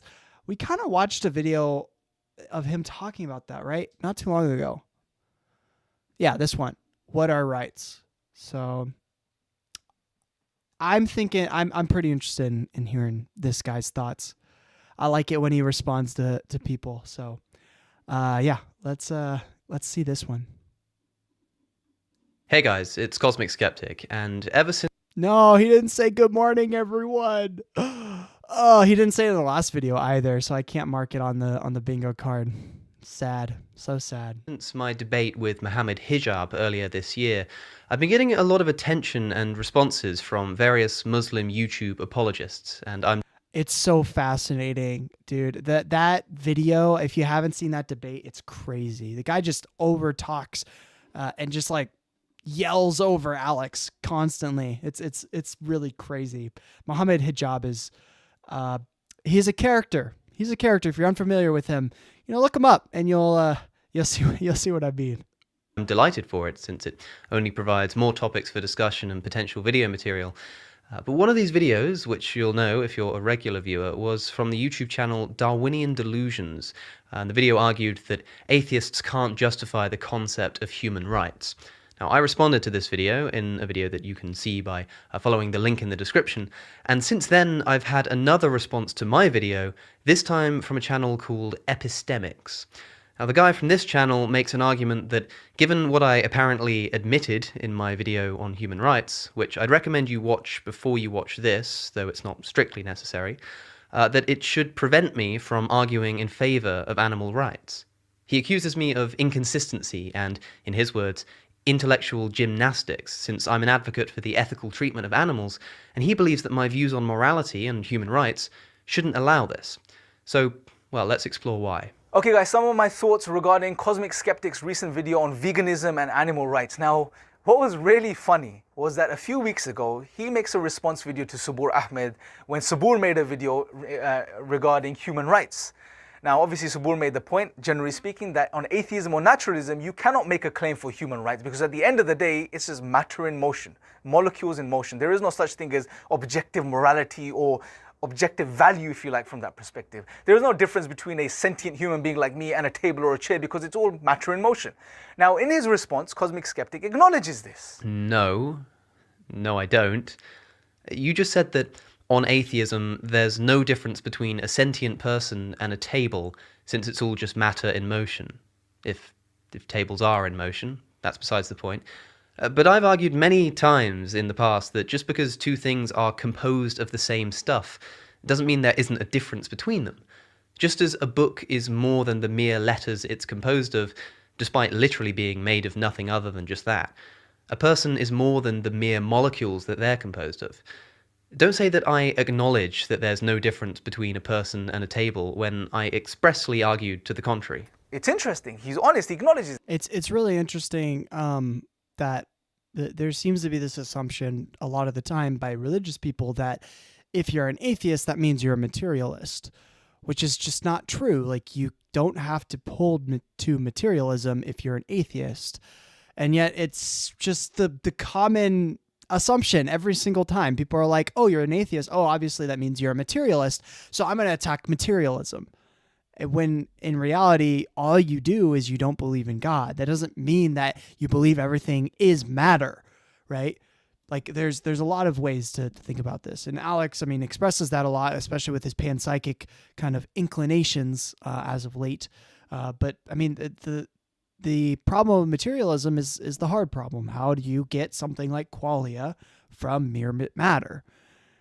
Is the connection between what shows up in the brain the actual same thing as the qualia, the actual experience of, smelling a candle? Is that the same thing as the triggers in the brain, or are they separate things? They're separate qualia. So how do you get consciousness, basically, if everything is material? So it's an interesting discussion, but it's something that for some reason a lot of apologists just aren't able to understand. Yeah. There is no such thing as objective morality that's out there. Here's your next mistake. I never denied in my video that there is such a thing as objective morality. I only denied a specific kind of objectivist theory approach, which says that human rights objectively exist. Just because I'm denying one particular objectivist moral theory doesn't mean that I'm denying objectivity altogether. You can, as I do, and as I did in my video, deny the objective ontological existence of human rights without ruling out the existence of objective morality altogether. For example, traditional utilitarianism... I mean, that makes sense. Like, basically the notion that maybe humans aren't the basis behind everything, right? So objective morality might not be based on human rights, but human rights come about because we have wants and desires, and we as communities have come to a consensus, okay, let's try and satisfy those wants and desires in the community as a whole, right? But objectively, maybe objectively from the standpoint of the universe, ultimate reality, maybe morality is about something else. Maybe it's about squirrels. Maybe they're the center of morality, right? I'm not saying that that's true, but maybe that's the case. Theoretically, it makes sense. Could be the case. Not to be confused with my own view, by the way, believes that it is objectively moral to maximize pleasure. It believes in objective morality, that is, but it doesn't believe that human rights exist. Right? The two don't have to go together. So why has this guy made the mistake of thinking that since I deny human rights, where I did in my video, I also have to deny objective morality? Minsuk says, what about human rights in North Korea? Yeah, honestly, North Korea is such a mystery. I don't know anything about them, but anything I hear about them is terrible. Just sounds absolutely terrible. So yeah, it's a good question. There's probably no such thing as human rights for the common person in North Korea. So it's sad to see, but it's a reality. Yeah, it's a scary reality. I'm not sure, but maybe it's because I previously did argue against objectivity in ethics years ago, that my mind has since changed. If you want to see how my mind changed, you can see my podcast episode with Steve Woodford. I'll link it in the description. I'm willing to grant the benefit of the doubt here, but just don't criticize me for things that I don't believe. Yet he says we should live like there. Hold on, so he just said that he believes in objective morality? Is that what he just said? Because his conversation with Stephen Woodford left me with the understanding that he doesn't actually believe in objective morality, but he does believe in objective morality in the sense that, like, okay, how do I explain this? In the sense that we believe in objective health, right? We believe in this idea that health care is targeted toward the same thing, right? There is an objective way to reach the goal of being healthy. Now, is healthiness objective? No, but there is this sense of we all agree upon what healthiness is, and we produce medicine and we, give people tips on how to live to enter that goal of that which is healthy. And it's the same thing with morality, right? We all agree on this idea of, in a sense, pleasure in a utilitarian sense. What he proposes, cosmic skeptic, which is this idea of pleasure. But there's also Sam Harris refers to it as well-being. And so you can say it's like objective to this point in which, like, when we talk about what is objective, we're not really talking about what is objective from the standpoint of ultimate reality, but it's more of this idea of like what is objective from the standpoint of human beings. So subjectively, from the perspective of humans, there is this objective concept of morality because we all agree upon that same sort of basis, which is pleasure or well-being. So I think that's kind of what he's referring to in sort of common language when we're actually talking about this. This is what we mean by objective, but by no means does it actually mean objective when we're actually trying to dig into the philosophical ends of it all. Change. If you want to see how my mind changed, you can see my podcast episode with Steve Woodford. I'll link it in the description. I'm willing to grant the benefit of the doubt here, but just don't criticize me for things that I don't believe. Yet he says we should live like there is. Meaning you should delude yourself into believing that there is. Why? Because according to him, it works. Why? Because he takes the Sam Harris approach to morality, which is that if it results in pleasure, if it results in happiness, if it results in making you feel good, then it's good, etc. And you can go and watch the rest of the intellectual gymnastics that take place in that video. Yeah, I recommend that you do watch my original video if you want to know what I actually think, not this garbled parody and misrepresentation of everything that I said. Okay, let's break this down. Yet he's what's wrong with intellectual gymnastics? What's wrong with that? Because basically, gymnastics is a way of training your body and expressing your body. So when you say intellectual gymnastics, really what you're saying is this idea of training your mind, training how you think. What's wrong with that? I get what he actually means by it, but like in a sense, the analogy he's making when he says intellectual gymnastics is in the credit of Alex's argument, right? He's been training his mind to think properly, just like you train your body to do gymnastics properly. He says we should live like there is. Meaning you should delude yourself into believing that there is. This simply isn't true. Right? I argued that although human rights don't actually exist, it's useful to design rules and laws as if they do because they're useful concepts. Just like how the criminal justice system assumes innocence until proven guilt, despite knowing that criminals aren't actually innocent until the moment they're proven guilty. Right? Again, it's the same thing. They just do this because it's a useful concept. To delude yourself is, by definition, to make yourself actually believe something that isn't true. Right? I never advocated believing that human rights exist. In fact, I quite clearly argued the exact reverse. I'm not asking you to believe anything that isn't true. That would be deluding yourself. I'm asking you to adopt a useful and practical system of moral rules. Right? Saying that I'm advocating for people to delude themselves betrays not only your misunderstanding of the point of my video, but also a misunderstanding of everything that I stand for. Why? Because according to him, it works. Why? Because he takes the Sam Harris approach to morality, which is that if it results in pleasure, if it results in happiness, if it results in making you feel good, then it's good. Oh, do I? Do I really? Do I really take the Sam Harris view that maximizing pleasure is the right thing to do? Okay, firstly, aiming to maximize pleasure is not the Sam Harris view. Yeah, it's not. That's a utilitarian view. Sam Harris defines it as well-being, and he compares it to sort of medicine, right? That's the point I was making earlier. Whereas Alex is more about maximizing pleasure for the most people, right? The greatest amount of utility for the most amount of people. That's the notion of utilitarianism. That's where Alex presides at this point. He sees morality as a different thing now. He's an emotivist now, but it's a different thing. It's entirely a different thing. He didn't invent that, you know. In fact, he's not even close to being the best contemporary advocate of that view. Aiming to maximize pleasure has been around for a lot longer than Sam Harris has. It's called utilitarianism, and I tell you where to read up about it, but it's literally the first thing you'll encounter in any book about ethics ever, making it all the more suspicious that you'd fail to attribute the line of thought to its actual origin. Now, why might you credit a view to a pretty poor proponent of it when you're trying to criticize it? Especially when the far more obvious and incalculably more sophisticated actual origin of the view is readily available to anybody who might, I don't know, want to read it and perhaps even be convinced by it.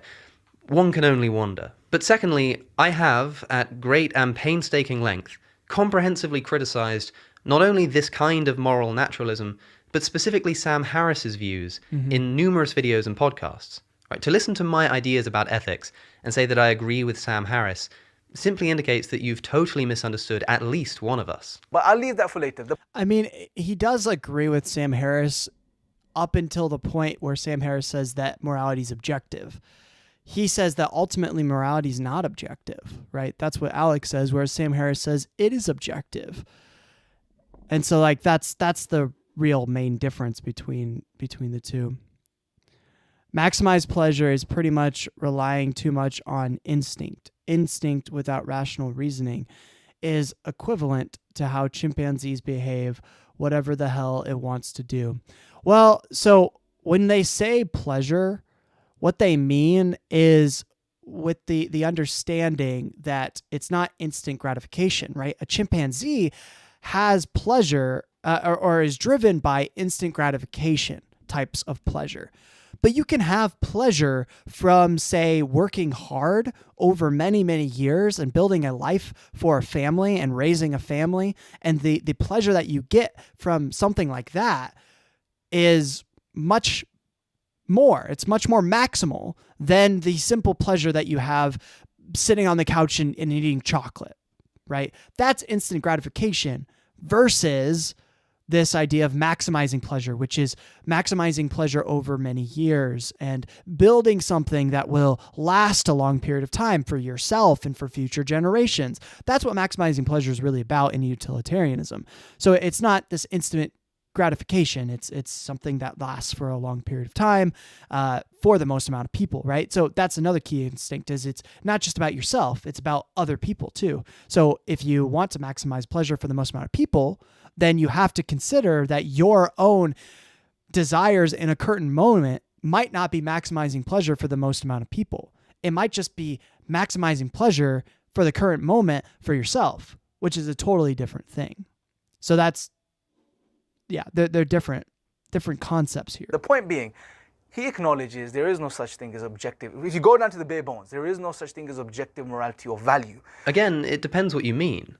Right, I can't criticize you here if you have my views wrong, since I have changed my mind, as I say, over the past few years. Maybe you're basing this idea that I completely reject objectivity in ethics on some old video or something from the past, but let me just clear things up as briefly as possible right here for you. Okay, I believe that it is objectively true that sentient creatures will always desire the maximization of their pleasure. That is, objectively, I think they do value pleasure. Second, I think that the actions of sentient creatures are motivated by their desires. This means that all actions are ultimately motivated by pleasure. So when someone performs an action, it indicates that they believe that it will maximize their pleasure. Right? And objectively, they're either right or wrong about this. Okay? Claiming that doing X will maximize pleasure is an objective, empirical claim. It's either true or false, right? And a person's actions indicate what objective belief it is that they hold. And what I don't do is make the leap to say that any particular action is itself right or wrong, as Sam Harris does, for example. I instead say that the action indicates a propositional belief that is either right or wrong, since I think that belief... Yeah, a propositional belief that is right or wrong based upon the goal of maximizing pleasure, right? Just because, like, ultimately that is just what, in utilitarianism, that is what morality is this maximization of pleasure, right? So the action itself is not that which is moral. It's the action that reveals the belief, and the belief is what is right or wrong in terms of morality. So, for instance, if you go and steal a piece of bread to feed your family, right? That is an instance of ethical dilemma, right? And in that instance of ethical dilemma, you wouldn't say that the action of going and stealing the bread or choosing not to go and steal the bread, whichever you do to feed your family, that action is not right or wrong. It is the belief about that action leading to the goal of maximizing pleasure that is right or wrong. If you believe that stealing the bread will result in maximizing pleasure for yourself and your family, well, then you can test that against the goal, which is maximizing pleasure. And if it aligns with that, if the belief aligns with that, then it is a right belief. Or if the belief does not align with that, then you're just wrong. Like, objectively, you are wrong based upon the goal, right? But the action is not the thing. It's the belief of the action. So you can look at actions and you can say, okay, what is this how does this apply to this person's belief? And then you can test that. And that's what we're really looking at in terms of what is morally right and what is morally wrong. Beliefs can be objectively right or wrong, even if actions can't. And it's these beliefs that motivate the actions we take. Right? It's kind of hard to condense this view like I've just tried to, but if you want an expanded explanation of it, then I've linked my talk, The Good Delusion, in the description. But just note that, at least in recent videos, I've never denied that there is objectivity in ethical debate. Yeah, you can watch those. They're really good videos. I mean, I've reacted to them in the past, in previous parts of this series. But yeah, for sure, go check out his original one too. You can hear my commentary if you really want to. But basically, that's the whole notion. There is, it's the video where I think he debunks an atheist, and it's Stephen Woodford on the thumbnail. Alex debunks an atheist. I think that's what I called it. So you can check that out. But yeah, it's this notion of beliefs are that which is objectively right or wrong according to the goal, which is maximizing pleasure for the most amount of people. A man who could not justify or account for or respond to the claim that on atheism or naturalism you cannot even account for human value, now talks about the value of animals.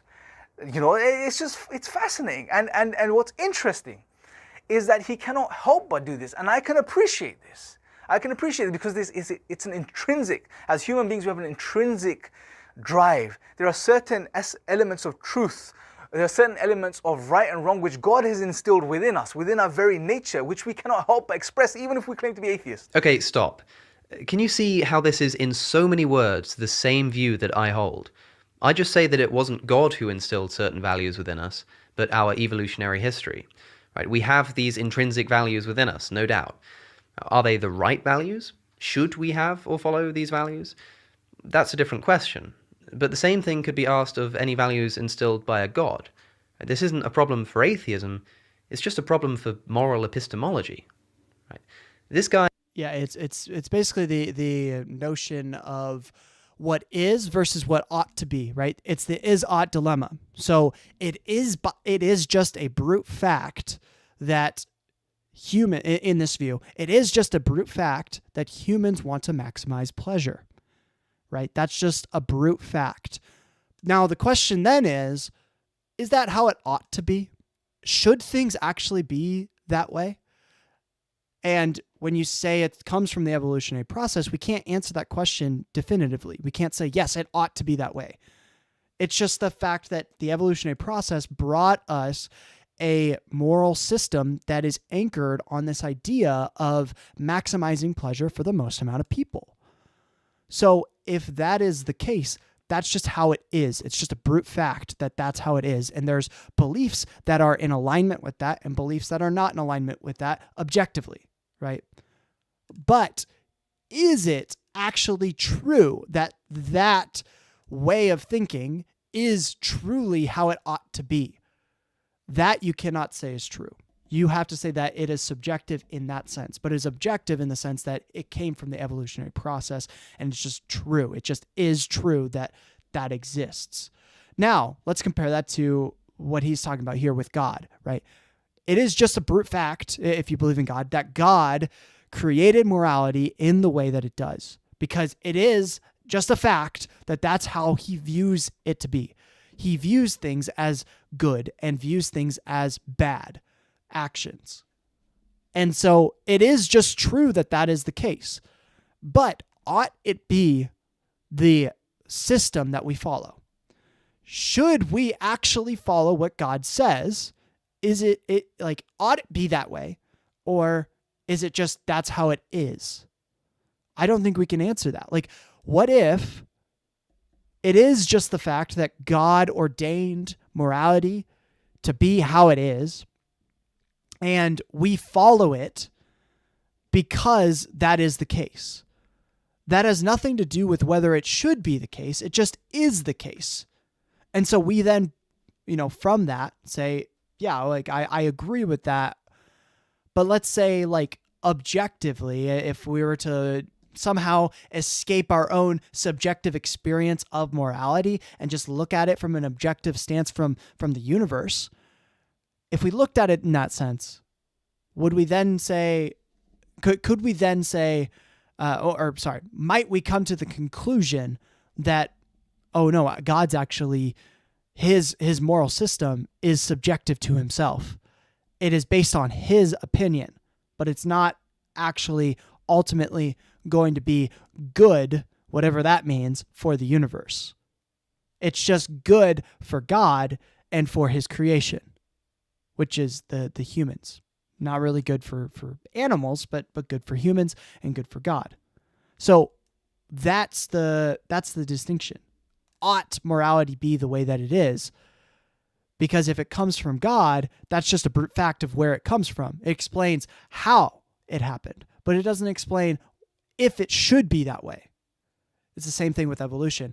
It just explains how it happened, but it doesn't explain if it should be that way. Is saying that we have an intrinsic moral drive within us and that this should indicate to us that morality exists objectively, right? I just make the weaker claim that our intrinsic moral drive simply indicates what we do value, not what we should. It's only then that I evaluate how this relates to our actions. Again, this is all kind of tricky and complicated and probably quite boring, but I have to be clear. And I hope you can see that this guy is making far bigger leaps than I am. Even if you claim to be naturalist, and that's exactly what he is doing in that video. He cannot help but stand up for the rights of animals. He knows the treatment, and I agree with him. I agree that as a Muslim, I can make the claim.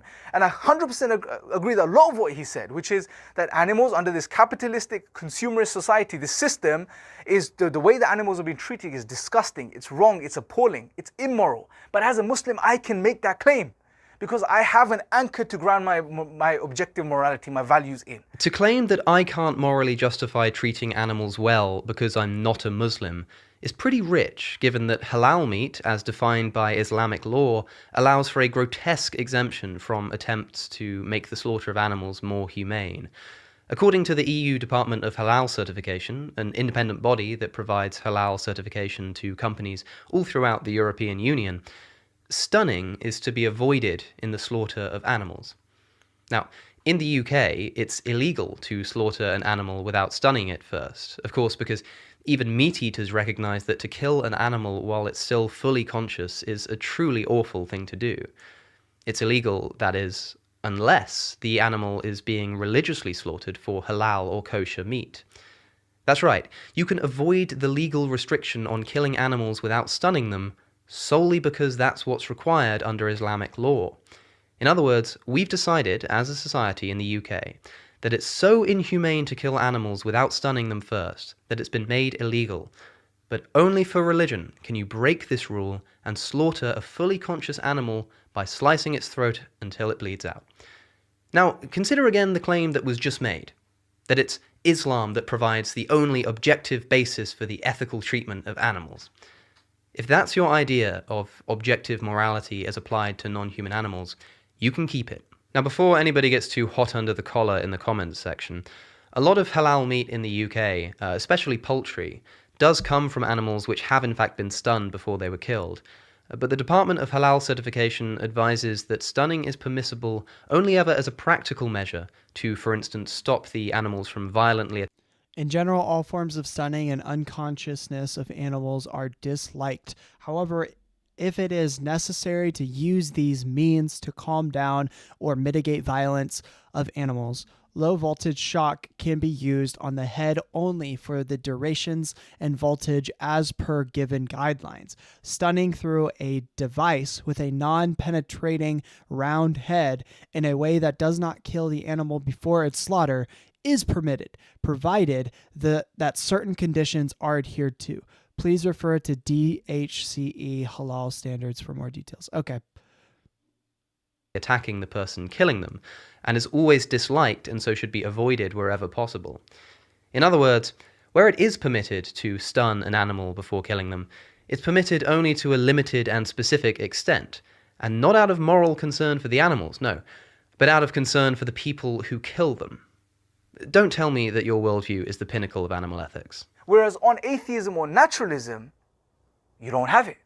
You have to fudge some other type of philosophy to try and justify your innate natural expression, which is coming from your nature, which again, you cannot account for on atheism or naturalism.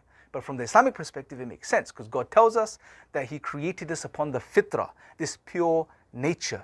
And an aspect of the nature is somewhat, we have a somewhat of an understanding of right and wrong, which is already. So in a sense, he's saying that right and wrong, good and bad, comes from the nature that God created within us. But atheists are just saying it comes from nature. So it's the same thing, right? It's just you're adding a step that you're just adding that God's the one that created the nature as it is. Whereas what atheists are saying is that nature produces this naturally, whereas God creates nature that produces this naturally. So it's just an extra step, one simpler, right? Occam's razor. In my opinion, it's just use Occam's razor to see which one makes more sense. That it comes about naturally, or that it comes about naturally as per creation through God. Occam's razor would say that the natural expression, the natural production of it is the case. Already embedded within us, and obviously then through revelation and through what God has revealed, we learn the rest. Okay, it's worth pointing something out here. When I argue the case for animal rights, I make an argument from consistency. Right? You're saying that I can't justify my basic ethical principles, so how can I extend them to animals? Well, that's not usually what I'm trying to do or argue.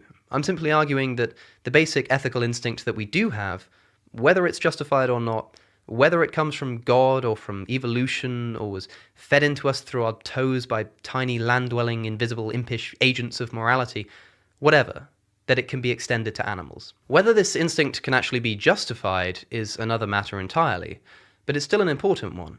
Now, if you want to know where I get my basic ethical principles from, then again, I'd recommend that you watch my talk that I've linked in the description.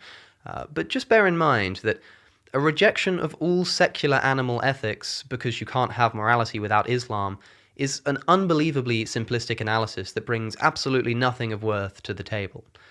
Okay, as you said, right, we all have intrinsic desires and values, although I'd argue that ultimately there's only one value, that being pleasure. But I simply argue that the way we behave indicates whether we are right or wrong in our objective predictions of what will maximize pleasure. For example, I say that if you eat factory farmed meat, this necessarily indicates that you believe it is pleasure maximal to do so. And I think that this belief is objectively wrong. Right? The belief is wrong, not the action. But it follows that holding correct beliefs would necessarily lead you to acting in a particular way, in this case, not eating meat. That's it. So this is an important thing, because the only way that you can sort of judge actions in this kind of system is to believe in determinism, which is the idea that there is no free will, right? Because if what is right or wrong, like what you are actually measuring and determining to be good and bad, is the belief and not the action, well then if there's free will, theoretically you could act out of accordance with what you believe. And so thus the belief cannot be judged. And so that action is not actually right or wrong.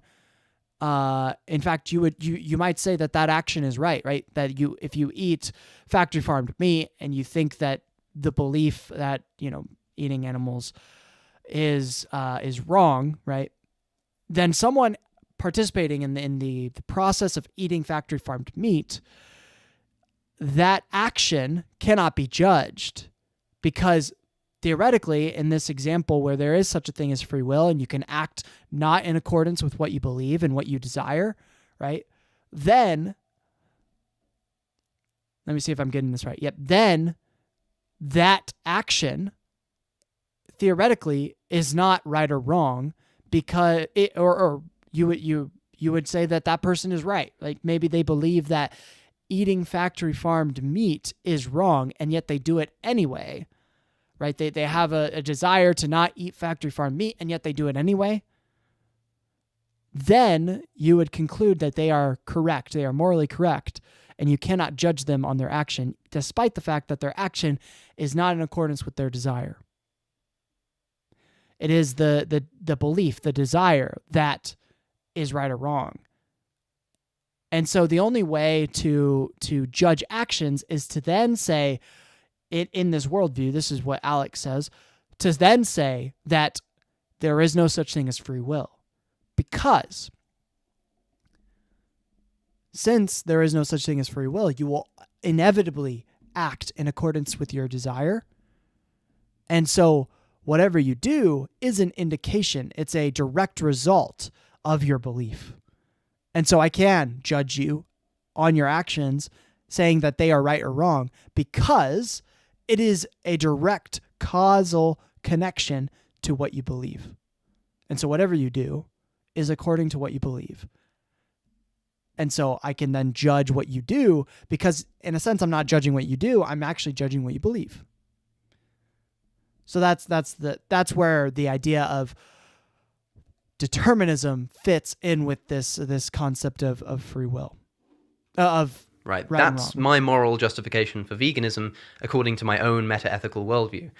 But the question I want people to consider is whether their ethical worldview should lead them to veganism.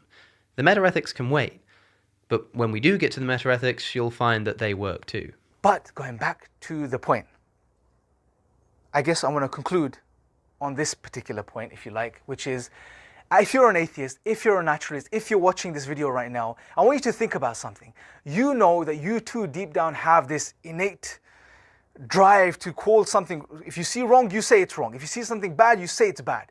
When you see the poor treatment of animals, you scream out and you speak out and you stand up against it. But on atheism or naturalism, you cannot account for this natural expression that comes from within you. And if that's the case, then that should really get you to consider and think about this worldview that you're holding on to.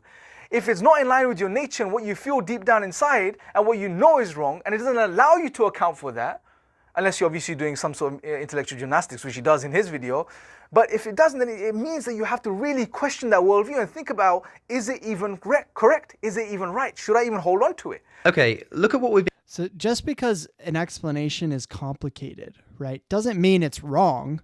It just means it's complicated. Look at so many different scientific and mathematical equations. They're complicated, and yet they describe physical reality. If we were to conclude that something is wrong or incorrect objectively or ontologically because it's complicated and hard to understand, I mean, that's ridiculous.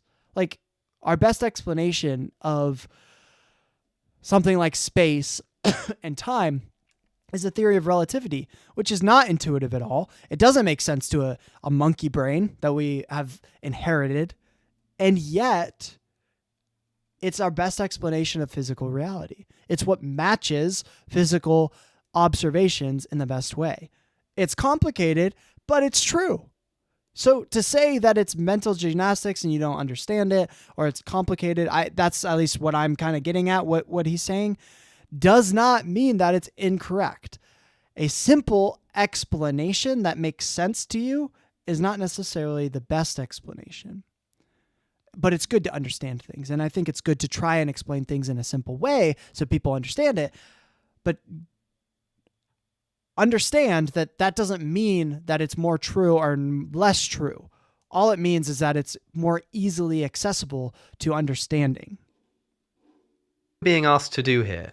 He says, if you have a worldview that you've reasoned and you think is rationally defensible and consistent, but it leads to a conclusion that contradicts your emotional impulses, then you should reject the worldview. Right? In other words, only accept a worldview that confirms the emotional moral biases that you find within yourself. Now, don't get me wrong, moral intuition is an important thing to pay attention to.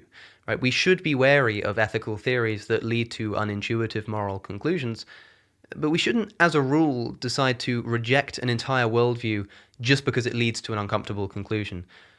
That's very true. And I also think it's kind of ironic for a Muslim to be arguing in favor of this, because there's a lot of problems with the Quran and how we intuitively understand morality to play out in a modern world. For instance, their treatment of women, that seems to be a problem.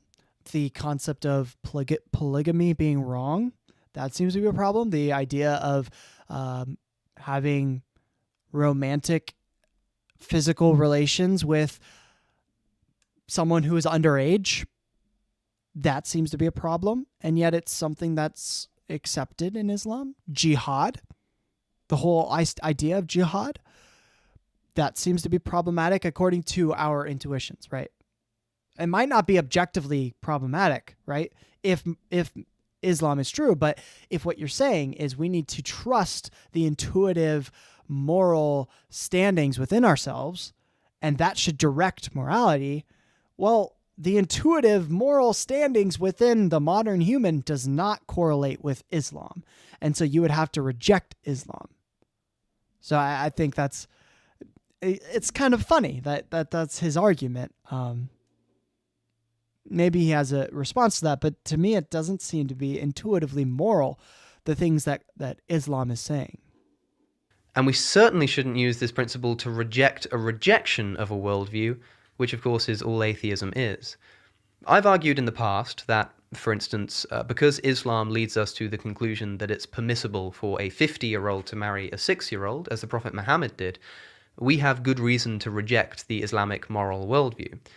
But this isn't because it contradicts some deep emotional moral instinct within me, which of course it does, but that's irrelevant. It's because I think I have a superior rational explanation for why such behavior is morally wrong. Right? You can use conclusions that you think are false to criticize a worldview that leads to them, but not if the reason you think they're wrong is just because you don't like it. Right? To simply rely on our emotional drives to determine which worldview we should accept is a poor criterion, though you can easily see how this might lead to religion. But I mean, it's interesting. So the question is, this gets to a distinction that Alex in modern day has, which is the question of like, what is morality versus what is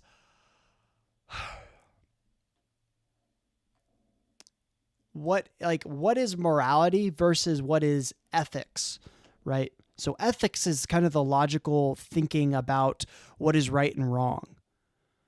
But that's not necessarily what morality is. Morality as a qualia, right? So what is actually morality? And he would say that it's an expression of emotion. So, for instance, the discussion around whether someone should, whether abortion should be legal or not, right? That sort of discussion is a discussion of ethics, right? What should we do as a society in order to provide the means for people to experience pleasure, right? The most pleasure for the most amount of people in this society. It's maybe a utilitarian view, whatever.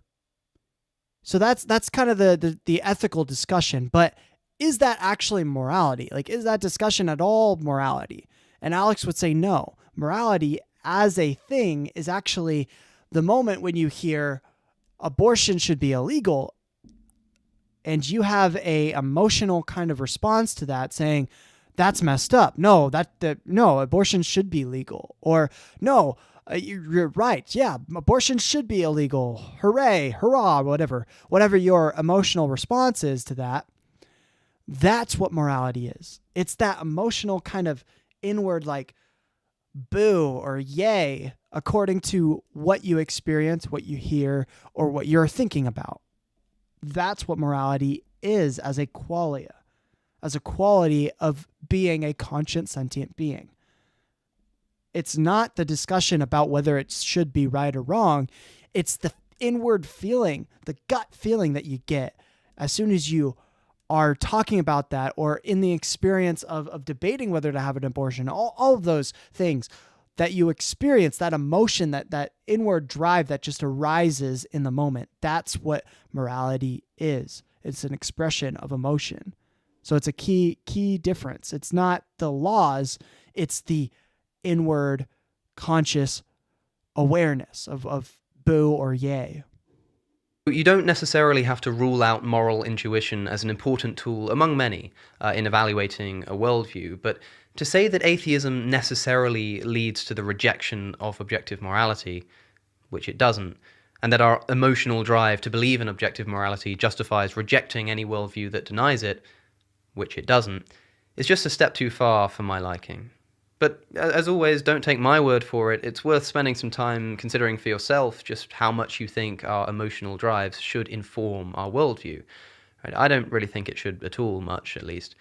But let me know in the comments how much moral weight you think, if any, they should be given. It's an interesting question. I'd like to hear what some of you have to say on the topic. A worldview which renders me to nothing more than a combination of atoms and molecules, full stop. Oh, come on. This is like me saying Islam makes us nothing more than slaves to a man in the sky. Like, yeah, great. We can do better than this. Okay, saying that we're nothing more than atoms and molecules is just like saying something like evolution is just a theory. The whole just and nothing more is totally superfluous. Yeah, we are just atoms and molecules, but why should that matter? What's wrong with that?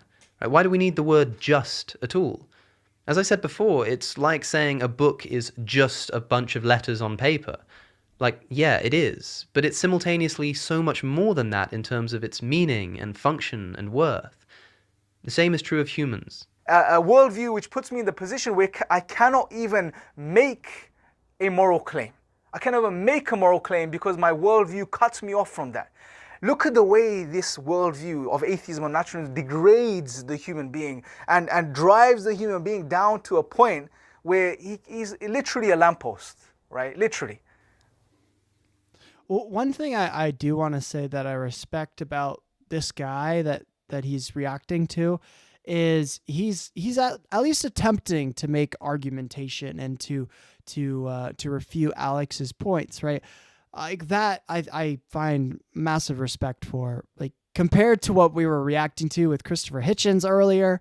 Like, that's massive respect, because like the stuff we were reacting to with Christopher Hitchens, he just wasn't even like talking about the same thing. He would be asked a question and then Hitchens would just like bring up something polar opposite that didn't even have to do with what the discussion was about. At least this guy's engaging in the conversation and trying to make sense of things, and I can see where he's coming from. It's not in bad faith. Like, I don't think this guy's arguing in bad faith, and so huge respect, huge props to him for that.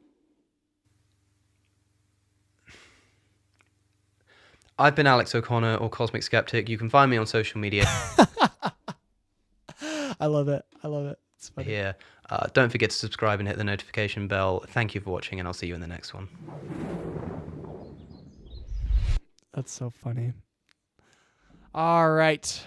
Now it's time to leave our comment. We've watched 156 videos, and together we have watched 34. That's awesome. All right. Here we go. Come down here. Whoa. Oh, I kind of want to watch this because he probably is talking about some of the Eucharist miracles, which I honestly think is really fascinating. Or after death, like near-death experiences, those kind of things. I want to look into those some more. So, yeah, from Capturing Christianity. He recently put out some stuff on Eucharist miracles that I think is pretty fascinating. So if you're an atheist like me or an agnostic, I guess I'd be more of an agnostic. Check this stuff out. You know, like, don't discount it because it's supposedly a miracle. Learn it. Learn about it, because if you don't learn about it, your opponent's going to bring it up. You're going to have no idea what they're talking about, and you're not going to appreciate what they're talking about. In order to understand things, you have to understand the opposing side and steel man the arguments. So yeah, look into it. Yeah, that's cool. I'll have to watch that video. It's this one here. Let's see. Here we go. He just came out 4 hours ago. Science verified these miracles. Why do atheists ignore them? So we'll check it out. But yeah, with this video, I don't know, what should I comment? Probably just like, good work. Sometimes it's hard to come up with a comment. What stuck out to you guys from this conversation? What were some of the things that you thought were of note, of interesting note?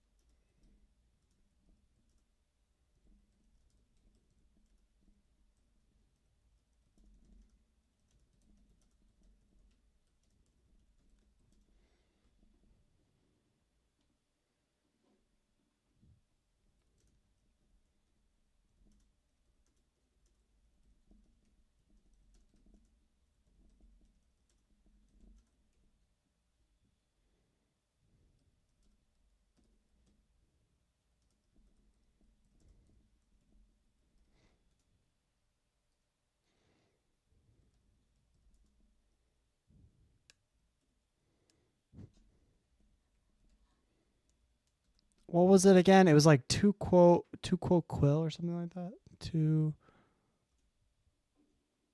From the previous video. What was it? Here it is. Two quote Q. 2 quote Q.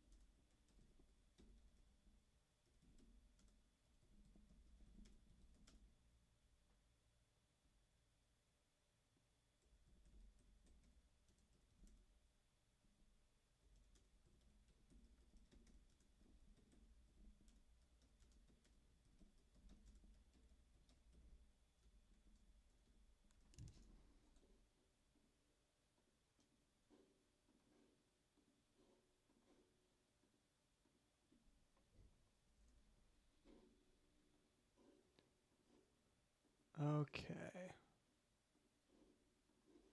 I'm going to read this out. Tu quo Q. Tu quo Q. I'm going to have to remember that. It's a type of ad hominem fallacy. Okay. Hey, Alex. This is Jackson for the Truth and Tradition podcast. I'm on a mission to watch every one of your videos and leave a comment on each of them. Just watched your video discussing how Christopher Hitchens was a sophist and how I can't help but give... And now I can't help but give props to the person you're responding to in this video, because at least he is attempting to respond to your claims rather than using... I have too many commas here. Oh my God. Rather than using tu quo Q fallacies. They may not be the best arguments, but at least they are on topic. Too many commas. This response was excellent, though, and I think you broke down the moral view pretty well. The one thing I would push on is the idea of what actually is morality. Today, you consider yourself to be an emotivist, and so morality is not this ultimate shared desire to maximize pleasure for the greatest number. That has more to do with societal ethics than... Oh, yeah, and explaining how we get morals. However, the question of what is morality actually, I think, is fascinating. Might it just be the N-word feeling itself that you receive and express in a moment of yay or boo? Is morality merely the arrival of an emotional state in a given moment? Potentially.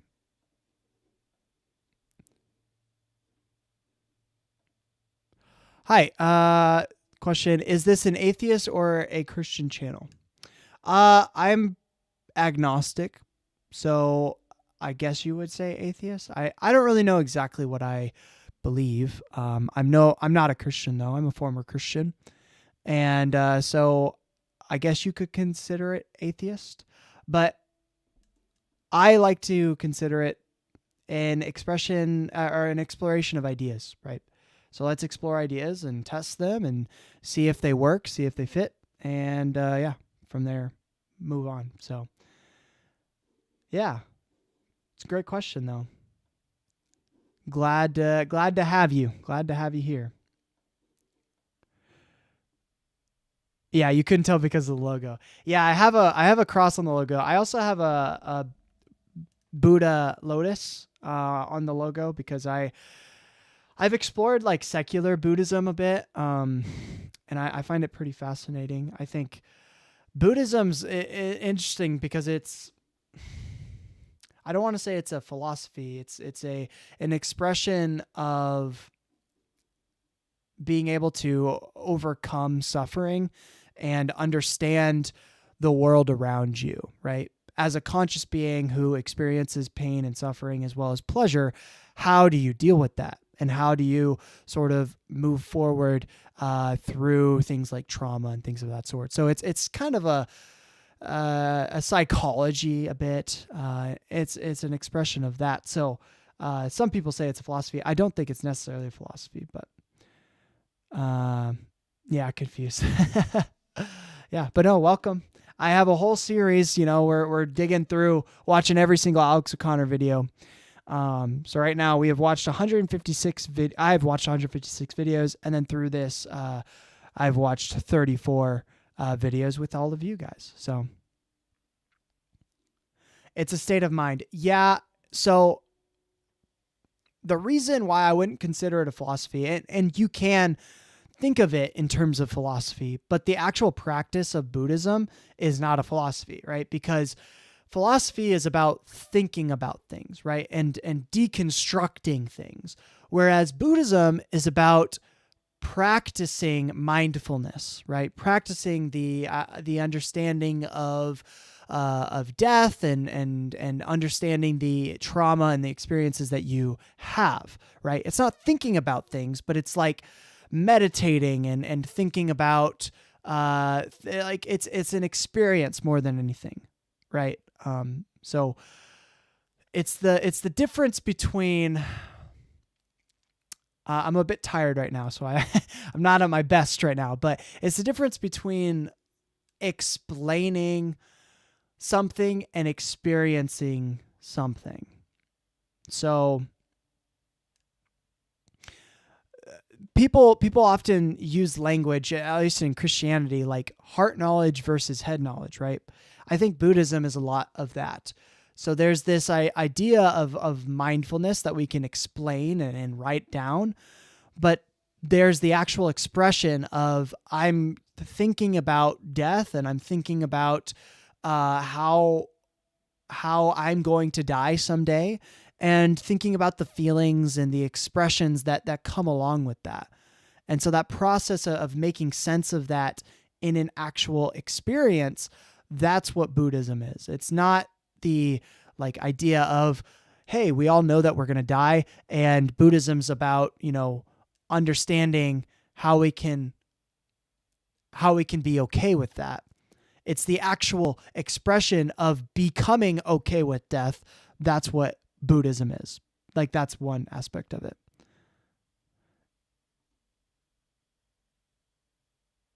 Yeah. I'm glad it makes sense. I'm a bit tired right now, so I'm glad I'm making sense. But yeah, so super cool. Glad you're here, coming along on this journey. So I have to get up at 3:00 tomorrow for a flight. So I am going to have to end the stream there.